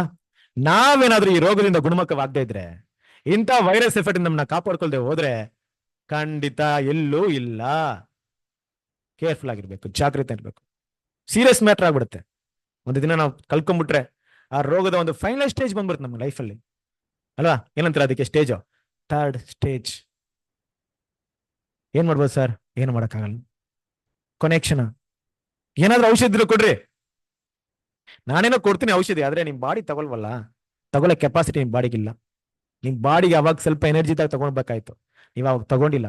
ಈಗ ನಾನು ಏನೇ ಔಷಧಿ ಕೊಟ್ರು ತಗೊಳಲ್ಲ. ಏನಂತಾರೆ ಡಾಕ್ಟ್ರು? ಕೊನೆಗೆ ಕೈ ಹೆಂಗೆ ತೆಗಿತಾರೆ? ಕಾಪಾಡ್ಕೊಬೇಕು. ಕರೆಕ್ಟಾ? ಆ ಪರಿಸ್ಥಿತಿ ನಾವು ಹೋಗ್ಬಾರ್ದು ಕ್ರಿಸ್ತನ ಪ್ರೀತಿಯ ಸಹೋದರರೇ ಅಲ್ವಾ? ಡಾಕ್ಟ್ರು ಆಗಲ್ಲ ಅಂತ ಹೇಳಂತ ವಿಷಯ ಏನ್ ಗೊತ್ತಾ? ನನ್ನ ಹತ್ರ ಔಷಧಿ ಇದೆ, ಅದು ಗುಣಪಡಿಸುತ್ತೆ. ಆದ್ರೆ ತಗೊಳ್ಳೋ ಮನಸ್ಸು ಯಾರಿಗಿಲ್ಲ? ಅವ್ರಿಗಿಲ್ಲ. ಅದನ್ನ ತಿತ್ಕೊಳ್ಳೋ ಮನಸ್ಸು ಯಾರಿಗಿಲ್ಲ? ಅವ್ರಿಗಿಲ್ಲ. ಎಷ್ಟೇ ಔಷಧಿ ಇದ್ರೂ ಅವ್ರಿಗೆ ಏನಾಗಲ್ಲ? ಗುಣವಾಗಲ್ಲ. ಗಿಲ್ಯಾದಿನಲ್ಲಿ ಔಷಧಿವಿಲ್ಲವೋ? ವೈದ್ಯನಿಲ್ಲವೋ? ನನ್ನ ಕುಮಾರತಿ ಏನ್ ಮಾಡಿದ್ದಾರೆ? ಅದೇ ಒಂದು ರೋಗದಲ್ಲಿ ಸಾಯೋದೇನಕ್ಕೆ ಇದೆ. ತಗೊಳ್ಳೋ ಮನಸ್ಸಿಲ್ಲ ಅಂದ್ರೆ ಯಾರು ಗುಣವಾಗಲ್ಲ. ಈಗಿರುವಂತ ಪರಿಸ್ಥಿತಿಯಲ್ಲಿ ಅಷ್ಟು ಅಪಾಯದ ಸಮಯದಲ್ಲಿ ಇದ್ವಿ ಅಲ್ವಾ? ಇಸ್ರೇಲ್ ಜನರ ಮಟ್ಟಿಗೆ ಅವ್ರು ಬೆಳಿಗ್ಗೆ ಎದ್ದು ಸಾಯಂಕಾಲವರೆಗೂ ಬರೀ ಧರ್ಮಶಾಸ್ತ್ರ ಇತ್ತು. ನಮ್ ಕಾಲ ಹೆಂಗಿದೆ ಗೊತ್ತಾ? ಎಲ್ಲ ಕೆಟ್ಟ ವಿಷಯಗಳ ಮಧ್ಯದಲ್ಲಿ ಜೀವನ ಮಾಡ್ತಾ ಇದೀವಿ. ನಾವೇನಾದ್ರೂ ಒಂದು ವಿಷಯನ ಕಲ್ತು ಜೀವನದಲ್ಲಿ ಅಳವಡಿಕೆ ಮಾಡದೆ ಗುಣಗಳನ್ನ ಬೆಳೆಸ್ಕೊಳ್ದೆ ಹೋದ್ರೆ ಯಾವುದೇ ರೀತಿಯಲ್ಲಿ ಕೆಟ್ಟ ಗುಣಗಳನ್ನ ಖಂಡಿತವಾಗ್ಲೂ ಏನ್ ಮಾಡ್ತೀವಿ? ಬೆಳೆಸ್ಕೊಳ್ತೀವಿ. ದೇವರಿಗೆ ನಾವು ಅಸಹ್ಯವಾಗಿರ್ತೀವಿ. ಅದಕ್ಕೆ ನಾವು ಚೂಸನ್ ಟೆಸ್ಟ್ ನ ಓದಿದ್ವಲ್ಲ, ಹೋದ್ರಿ ಐಷಯ 1ನೇ ಅಧ್ಯಾಯ 28ನೇ ವಾಕ್ಯ. ಆದರೆ ದ್ರೋಹಿಗಳು ಪಾಪಿಗಳು ಒಟ್ಟಾಗಿ ನಾಶವಾಗುವರು. ಹೌದು, ಯೆಹೋವನನ್ನು ತೊರೆದವರು ನಿರ್ಮೂಲರಾಗುವರು. ನೋಡಿದ್ರಾ? ದೇವ್ರೇನ್ ಮಾಡ್ತಾ ಅಂದ್ರೆ ಆದಷ್ಟು ಈ ವೈರಸ್ ನಮ್ಮನ್ನ ಸಪರೇಟ್ ಮಾಡಕ್ಕೆ ಪ್ಲಾನ್ ಮಾಡ್ತಾ ಇದಾರೆ. ಆದ್ರೆ ವೈರಸ್ ನಮ್ಮ ಫುಲ್ ಆಗಿ ಹೋಗ್ಬಿಡ್ತು, ಫುಲ್ ಆಗಿ ಬೆಳೆದ್ಬಿಡ್ತು. ಈಗ ವೈರಸ್ ನ ಸಪರೇಷನ್ ಮಾಡಕ್ಕಾಗುತ್ತಾ? ಈಗ ಏನ್ ಮಾಡ್ಬೇಕು? ದೇವ್ರು ನಮ್ಮನ್ನ ನಾಶ ಮಾಡು. ಪಾಪವನ್ನ ದೇವ್ರು ಸಪರೇಟ್ ಮಾಡಕ್ಕೆ ತುಂಬಾ ಪ್ಲಾನ್ ಮಾಡ್ತಾ ಇದಾರೆ, ತುಂಬಾ ಪ್ರಯತ್ನ ಪಡ್ತಾ ಇದಾರೆ. ಆದ್ರೆ ನಾನೇನ್ ಮಾಡ್ಬಿಟ್ಟೆ ಅಂದ್ರೆ ಪಾಪವನ್ನ ಬಿಡಲ್ಲ ಅಂತ ಇಟ್ಕೊಂಡ್ಬಿಟ್ಟಿದೀನಿ. ಈಗ ಪಾಪವನ್ನ ನಾಶ ಮಾಡ್ಬೇಕಾದ್ರೆ ಯಾರನ್ನು ನಾಶ ಮಾಡ್ಬೇಕು? ಪಾಪಿಯಾದ ನನ್ನನ್ನು ಕೂಡ ನಾಶ ಮಾಡ್ಬೇಕು, ಸಂಪೂರ್ಣ ಡೆಸ್ಟ್ರೇಷನ್ ಮಾಡ್ಬೇಕು. ಈ ಒಂದು ವ್ಯಕ್ತಿಯಿಂದ ಎಲ್ಲರೂ ಸಾಯ್ಬಾರ್ದು, ಈ ವೈರಸ್ ಎಲ್ಲ ಕಡೆ ಸ್ಪ್ರೆಡ್ ಆಗ್ಬಾರ್ದು. ಇವು ಒಬ್ರು ಸತ್ರು ಪರವಾಗಿಲ್ಲ, ದೇವ್ರು ಮಾಡೋದು ಅದನ್ನೇ ಅಲ್ವಾ? 1000 year ಎಂಡಲ್ಲಿ ಏನ್ ಮಾಡ್ತಾರೆ? ಪಾಪ ಮಾಡಿದ್ರೆ ಎಲ್ರು ನಾಶ ಮಾಡ್ತಾರೆ. ಯಾಕೆ? ಇವ್ರನ್ನ ಮತ್ತೆ ಇಟ್ರೆ ಇವ್ರನ್ನ ಮತ್ತೆ ಏನಂತಾರೆ? ಎಲ್ರು ಕೆಟ್ಟೋಗ್ತಾರೆ. ಸೈತಾನ್ ಒಟ್ಟಿಗೆ ಎಲ್ರು ನಾಶ ಮಾಡ್ತಾರೆ. ಕ್ರಿಸ್ತನ ಪ್ರೀತಿಯ ಸಹೋದರರೇ, ಆದ್ರಿಂದ ನಾವು ಜಾಗರೂಕತೆಯಿಂದ ನಮ್ಮ ಲೋಕದ ವಿಷಯಗಳಿಗಿಂತ ಹೆಚ್ಚಾಗಿ, ನಮ್ಮ ದೇಹದ ವಿಷಯಗಳಿಗಿಂತ ಹೆಚ್ಚಾಗಿ, ನಮ್ಮ ಮನಸ್ಸಿನಲ್ಲಿ ಬರುವಂತ ವಿಷಯಗಳೇನು, ಮಾಹಿತಿಗಳೇನು ಗಮನದಲ್ಲಿಟ್ಟು ಅದು ದೇವರ ವಾಕ್ಯದ ಅನುಗುಣವಾಗಿದೆಯಾ, ಅದನ್ನ ಸರಿಯಾದ ರೀತಿಯಲ್ಲಿ ತಗೊಳ್ತಾ ಇದ್ದೀನಾ, ನನ್ನ ಜೀವನದಲ್ಲಿ ಅಳವಡಿಕೆ ಮಾಡ್ಕೊಳ್ತಾ ಇದ್ದೀನಾ, ನನ್ನೇನೆ ಕಾಣಿಸಲ್ಪಡುವಂತ ರೋಗದಿಂದ ನಾನು ಗುಣಮುಖವಾಗೋದಕ್ಕೆ ಗಿಲ್ಯಾದಿನ ಔಷಧವಾಗಿರಂತ ಯೇಸು ಕ್ರಿಸ್ತನ ಪ್ರತಿ ಸರಿ ನೋಡ್ತಾ ಇದ್ದೀನಾ, ಅದನ್ನ ನಾನು ನನ್ನ ಲೈಫಲ್ಲಿ ಅಳವಡಿಕೆ ಮಾಡ್ತಾ ಇದ್ದೀನಿ ಅಂತ ನೋಡಿ ಕ್ರಿಸ್ತನ ಸಾರೂಪ್ಯದಲ್ಲಿ ಬೆಳೆದು ಗುಣಮುಖವಾದ್ರೆ ದೇವ್ರು ಕೊಡುವಂತ ಆ ಮಹಾಪದವಿನ ನಾವು ಪಡ್ಕೊಳ್ಬಹುದು. ನಾವು ಮುಂಜಾಗ್ರತೆ ವಹಿಸದೆ ಎಚ್ಚರಿಕೆ ಇಲ್ಲದೆ ಹೋದ್ರೆ ಖಂಡಿತವಾಗ್ಲೂ ಒಂದು ನಾವು ವೈರಸ್ ನಾಶ ಮಾಡ್ಬೇಕು, ಇಲ್ಲ ವೈರಸ್ ನಮ್ಮನ್ನ ಏನ್ ಮಾಡ್ಬಿಡುತ್ತೆ? ನಾಶ ಮಾಡ್ಬಿಡುತ್ತೆ. ಸೊ ಅದರಿಂದ ದೇವ್ರ ಮಕ್ಕಳು ಬರುವಂತಹ ವಿಷಯಗಳಲ್ಲಿ ಇದೊಂದು ಪಾಠವನ್ನ ಸುಮ್ಮನೆ ಹಾಗೆ ನಾನು ಕೆಲವೊಂದು ವಿಷಯಗಳನ್ನ ಸ್ಟಡಿ ಮಾಡಿ ರೆಡಿ ಮಾಡಿದ್ದೆ. ಬ್ರದರ್ ಇದನ್ನ ಬಗ್ಗೆ ಏನೋ ಬರ್ದಿರ ಅಂದ್ರೆ ಬ್ರದರ್ಗೆ ವೈರಸ್ ಅಂದ್ರೆ ಏನಂತ ಗೊತ್ತಿಲ್ಲ. ಬ್ರದರ್ ಕೈ ಟೈಮಲ್ಲಿ ಏನಿಲ್ಲ, ವೈರಸ್ ಬಗ್ಗೆ ಮಾಹಿತಿ ಇಲ್ಲ. ಅದರಿಂದ ಆದಷ್ಟು ವಿಷಯಗಳು ಅಲ್ಲಿ ಇಲ್ಲ. ಕೆಲವೊಂದು ವಿಷಯಗಳನ್ನ ತಗೊಂಡು ಏನ್ ಮಾಡಿದ್ದೀನಿ, ಸ್ಟಡಿ ಮಾಡಿದ್ದೀನಿ. ಏನೋ ರೀತಿಯಲ್ಲಿ ನಿಮ್ಗೆ ಉಪಯೋಗ ಆಗಿರ್ಬೇಕಂತ ಅನ್ಕೊಳ್ತಾ ಇದ್ದೀನಿ. ಖಂಡಿತವಾಗ್ಲೂ ದೇವ್ರ ತಾನೇ ಈ ಒಂದು ಪಾಠವನ್ನು ಆಶೀರ್ವದಿಸಲಿ. ತಾಳ್ಮೆಯಿಂದ ಕೇಳಿದಂತ ನಿಮ್ಮೆಲ್ಲರೂ ದೇವರಿಗೆ ಆಶೀರ್ವದಿಸಲಿ. Thank you.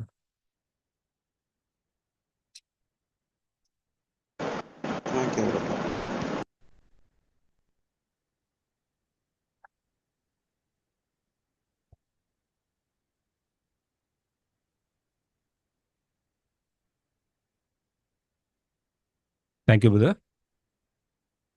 ಇವತ್ತಿನ ಸಬ್ಜೆಕ್ಟು ಆಂಟಿವೈರಸ್ ಬಗ್ಗೆ ಬ್ರದರು ಒಳ್ಳೆಯ ಸಬ್ಜೆಕ್ಟ್ನ ತಗೊಂಡ್ರು. ಇಡೀ ಪ್ರಪಂಚದಲ್ಲಿ ಫಸ್ಟ್ ವೈರಸ್ ಬಂದಿರೋದು ಯಾರಿಗೆ ಬಂದಿರೋದಂತ ನೋಡೋದಾದ್ರೆ ನಮ್ಮ ಏವಾಲ್ ಅವ್ರಿಗೆ ಫಸ್ಟ್ ವೈರಸ್ ಬಂದಿದೆ. ಅದು ಏನು ವೈರಸ್ಸು ಅಂತ ನೋಡ್ಬೇಕಾದ್ರೆ ವಂಚನೆ. ಸೈತಾನನು ಬಂದು ವಂಚನೆ ಮಾಡ್ತಾನೆ. ಏನಂತ ಮಾಡ್ತಾನೆ? ಇದನ್ನ ತಿಂದ್ರೆ ನೀನು ಸತ್ಯ ಇರ್ತೀಯಾ ಅಂತ ಒಂದು ವಂಚನೆ ಮಾಡ್ತಾನೆ. ಇನ್ನೊಂದು ವೈರಸ್ಸು ಇನ್ನೊಬ್ರಿಗೂ ಬಂತು ಅಟ್ ಎ ಟೈಮ್. ಅದು ಯಾರಿಗೆ? ಆದಾಮ್ಗೆ. ಏವಾಲ್ಗೊಂದು ವೈರಸ್ ಬಂತು, ಆದಾಮ್ಗೆ ಇನ್ನೊಂದು ವೈರಸ್ ಬಂತು. ಅದು ಯಾವ ಥರ ವೈರಸ್ಸು? ಇಲ್ಲ, ಆದಾಮ್ಗೆ ಚೆನ್ನಾಗಿ ಗೊತ್ತು ಅದು ತಿಂದರೆ ಸತ್ತೇ ಸಾಯ್ತೀವಂತ. ಬಟ್ ಏವಾಲ್ ಕೊಟ್ಟಿದ್ರಿಂದ ಅದು ತಿಂತಾರೆ. ಯಾಕೆ ತಿಂತಾರೆ ಅಂದರೆ ಒಂದು ಪ್ರೀತಿ. ವರ್ಲ್ಡಲ್ಲೇ ಫಸ್ಟ್ ಸೂಸೈಡ್ ಮಾಡ್ಕೊಂಡಿರೋದು ಯಾರು ಅಂತ ನೋಡೋದಾದ್ರೆ ಅದು ನಮ್ಮ ಆದಾಮೆ. ಯಾಕೆ? ಇಷ್ಟು ದಿವಸ ಒಬ್ಬಂಟಿ ಆಗಿದ್ದಿ, ಇನ್ನು ಮುಂದಕ್ಕೆ ಅವಳನ್ನ ಬಿಟ್ಟು ಇರೋಕ್ಕಾಗಲ್ಲ, ಮತ್ತೆ ನನ್ನ ಕೈಲಿ ಒಬ್ಬಂಟಿಯಾಗಿ ಜೀವನ ಮಾಡೋಕ್ಕಾಗಲ್ಲ ಅನ್ನೋ ಒಂದು ಪ್ರೀತಿ. ಅದಕ್ಕೆ ದೇವರು ನ್ಯೂ ಟೆಸ್ಟಮೆಂಟ್ನಲ್ಲಿ ಹೇಳಿದ್ದಾರೆ, ನನಗಿಂತ ನಮ್ಮ ತಾಯಿನೋ ಮಕ್ಕಳನ್ನೋ ಯಾರನ್ನೂ ಹೆಚ್ಚಾಗಿ ಪ್ರೀತಿ ಮಾಡಬೇಡಿ ಅಂತ. ಆ ಒಂದು ಸನ್ನಿವೇಶದಿಂದನೇ ಅವ್ರು ಹೇಳಿದ್ದಾರೆ. ಇದನ್ನ ಬಿಟ್ಟು ಡೇ ಬೈ ಡೇ ಆಮೇಲೆ ಕಾಯಿನ್ ಬಂತು ಒಂದು ವೈರಸ್ಸು, ಕೋಪದಿಂದ ಕೊಲೆ, ಈ ಥರ ಡೇ ಬೈ ಡೇ 1 by 1 ಆಗಿ ಒಂದೊಂದು ವೈರಸ್ ಆಗಿ ಡೆವಲಪ್ ಆಯ್ತಾನೇ ಬಂತು. ಕೊನೆಗೆ ಎಲ್ಲ ವೈರಸ್ಗೂ ಆಂಟಿವೈರಸ್ ಅಂತ ಸೆಕೆಂಡ್ ಆದಾಮ್ ಅವ್ರು ಬಂದು, ಅವರು ಎಲ್ಲ ಮನುಕುಲಕ್ಕೂ ಎಲ್ಲ ಜನರಿಗೂ ಒಂದೇ ಆಂಟಿವೈರಸ್, ಅವ್ರು ಒಬ್ರೇನೆ. ಸಭೆಗೂ ಅವರೇ ಆಂಟಿವೈರಸ್. ಈ ಸಭೆಗೆ ಒಂದು ವೈರಸ್ ಬರ್ತಾನೆ ಇರುತ್ತೆ. ಏನು ವೈರಸ್ಸು? ಎಮ್ಮೆ ಬರ್ತಾನೆ ಇರುತ್ತೆ. ಕೊಲೆ ಮಾಡ್ತೀವಿ. ಹೆಂಗೆ ಒಬ್ಬ ಬಾಯಿಂದ ಒಬ್ಬ ಸಹೋದರರು ಇಲ್ಲದೆ ಇರೋ ಟೈಮಲ್ಲಿ ಅವ್ರ ಇಮೇಜ್ನ ಅದು ಹೆಂಗೆ ಹೇಳೋದು, ಕಮ್ಮಿ ಮಾಡ್ತೀವಿ, ಇನ್ನೊಬ್ಬರ ಬಗ್ಗೆ ಮಾತಾಡ್ತೀವಲ್ಲ, ಅದು ಒಂದು ಕೊಲೆಗೆ ಸಂಬಂಧ. ಪ್ರೀತಿ, ದೇವ್ರು ತೋರಿಸಿರೋ ಪ್ರೀತಿ ಅದು ಯಾವ ಥರ ಇರುತ್ತೆ ಅಂದರೆ, ಶಿಳುಪೆಯಲ್ಲಿ ನಮ್ಮನ್ನ ಹೊಡೆದಿರೋ ಎಲ್ಲಾ ಜನರು ಕಣ್ಮುಂದೆ ಇರೋವಾಗ್ಲೂ ಅವ್ರ ಮನಸ್ಸೊಳಗಡೆ ಏನಿತ್ತು? ದೇವ್ರೇ ಇವ್ರನ್ನ ಕ್ಷಮಿಸಿ. ಆ ಒಂದು ಪ್ರೀತಿ ಎಷ್ಟು ದೊಡ್ಡದು, ಅದನ್ನ ಇಮ್ಯಾಜಿನೇಷನ್ ಮಾಡೋಕ್ಕಾಗಲ್ಲ. ಎಲ್ಲ ಹೊಡೆದಿದ್ದಾರೆ ಇಡೀ ರಾತ್ರಿ ಪೂರ್ತಿ ಅನ್ಯಾಯವಾಗಿ, ಯಾವುದೇ ಒಂದು ರೂಲ್ ಫಾಲೋ ಮಾಡದೆ, ಯಾವುದೇ ಒಂದು ಕಾನೂನು ಫಾಲೋ ಮಾಡದೆ ಇಡೀ ರಾತ್ರಿ ಹೊಡೆದವ್ರೆ, ನೀರು ಕೊಟ್ಟಿಲ್ಲ, ಏನಿಲ್ಲ, ಹಿಂಸೆ ಮಾಡವ್ರೆ. ಅಂತ ಒಂದು ಪರಿಸ್ಥಿತಿಯಲ್ಲೂ ದೇವ್ರ ಮನ್ಸಲ್ಲಿ ಅವರ ಒಂದು ಕ್ಯಾರೆಕ್ಟರ್ ಅದು ಒಂದು ಚೂರು ಮಿಸ್ ಆಗಿಲ್ಲ. ಅವಾಗ್ಲೂ ಅವ್ರ ಕ್ಯಾರೆಕ್ಟರ್ ಹಂಗೆ ತೋರ್ಸವ್ರೆ. ದೇವರೇ ಇವ್ರನ್ನ ಕ್ಷಮಿಸಿ ಅಂತ. ಈ ಒಂದು ಎಲ್ಲಾ ಸಬ್ಜೆಕ್ಟು ಯಾವ್ದಕ್ಕೆ ಅಂದ್ರೆ, ನಾವು ನಮ್ಮ ಕ್ಯಾರೆಕ್ಟರ್ನ ಡೆವಲಪ್ ಮಾಡಿ ಈ ಒಂದು ಓಟವನ್ನ ಓಡಿ ಮುಗಿಸಿ ಆ ಒಂದು ಕಿರೀಟ ತಗೊಳ್ತೀವೋ ಇಲ್ವೋ, ಬಟ್ ಈ ಕ್ಯಾರೆಕ್ಟರ್ನ ಅಚೀವ್ ಮಾಡಲೇಬೇಕು. ಅದಕ್ಕೋಸ್ಕರನೇ ಓಡ್ತಾ ಇದೀವಿ. ನಾವು ಕ್ಯಾರೆಕ್ಟರ್ನ ಅಚೀವ್ ಮಾಡಿದ್ರೆ ನಮಗ್ ತಕ್ಕಂತಿರೋ ಗಿಫ್ಟ್ ದೇವ್ರು ಕೊಟ್ಟೇ ಕೊಡ್ತಾರೆ. Thank you brother. ಈ ಒಂದು ಒಳ್ಳೆ ಸಬ್ಜೆಕ್ಟ್ನ ಕೊಟ್ಟಿದ್ದಕ್ಕೆ ತಂದೆ ದೇವ್ರಿಗೆ ಕೃತಜ್ಞತೆ ಸಲ್ಲಿಸೋಣ.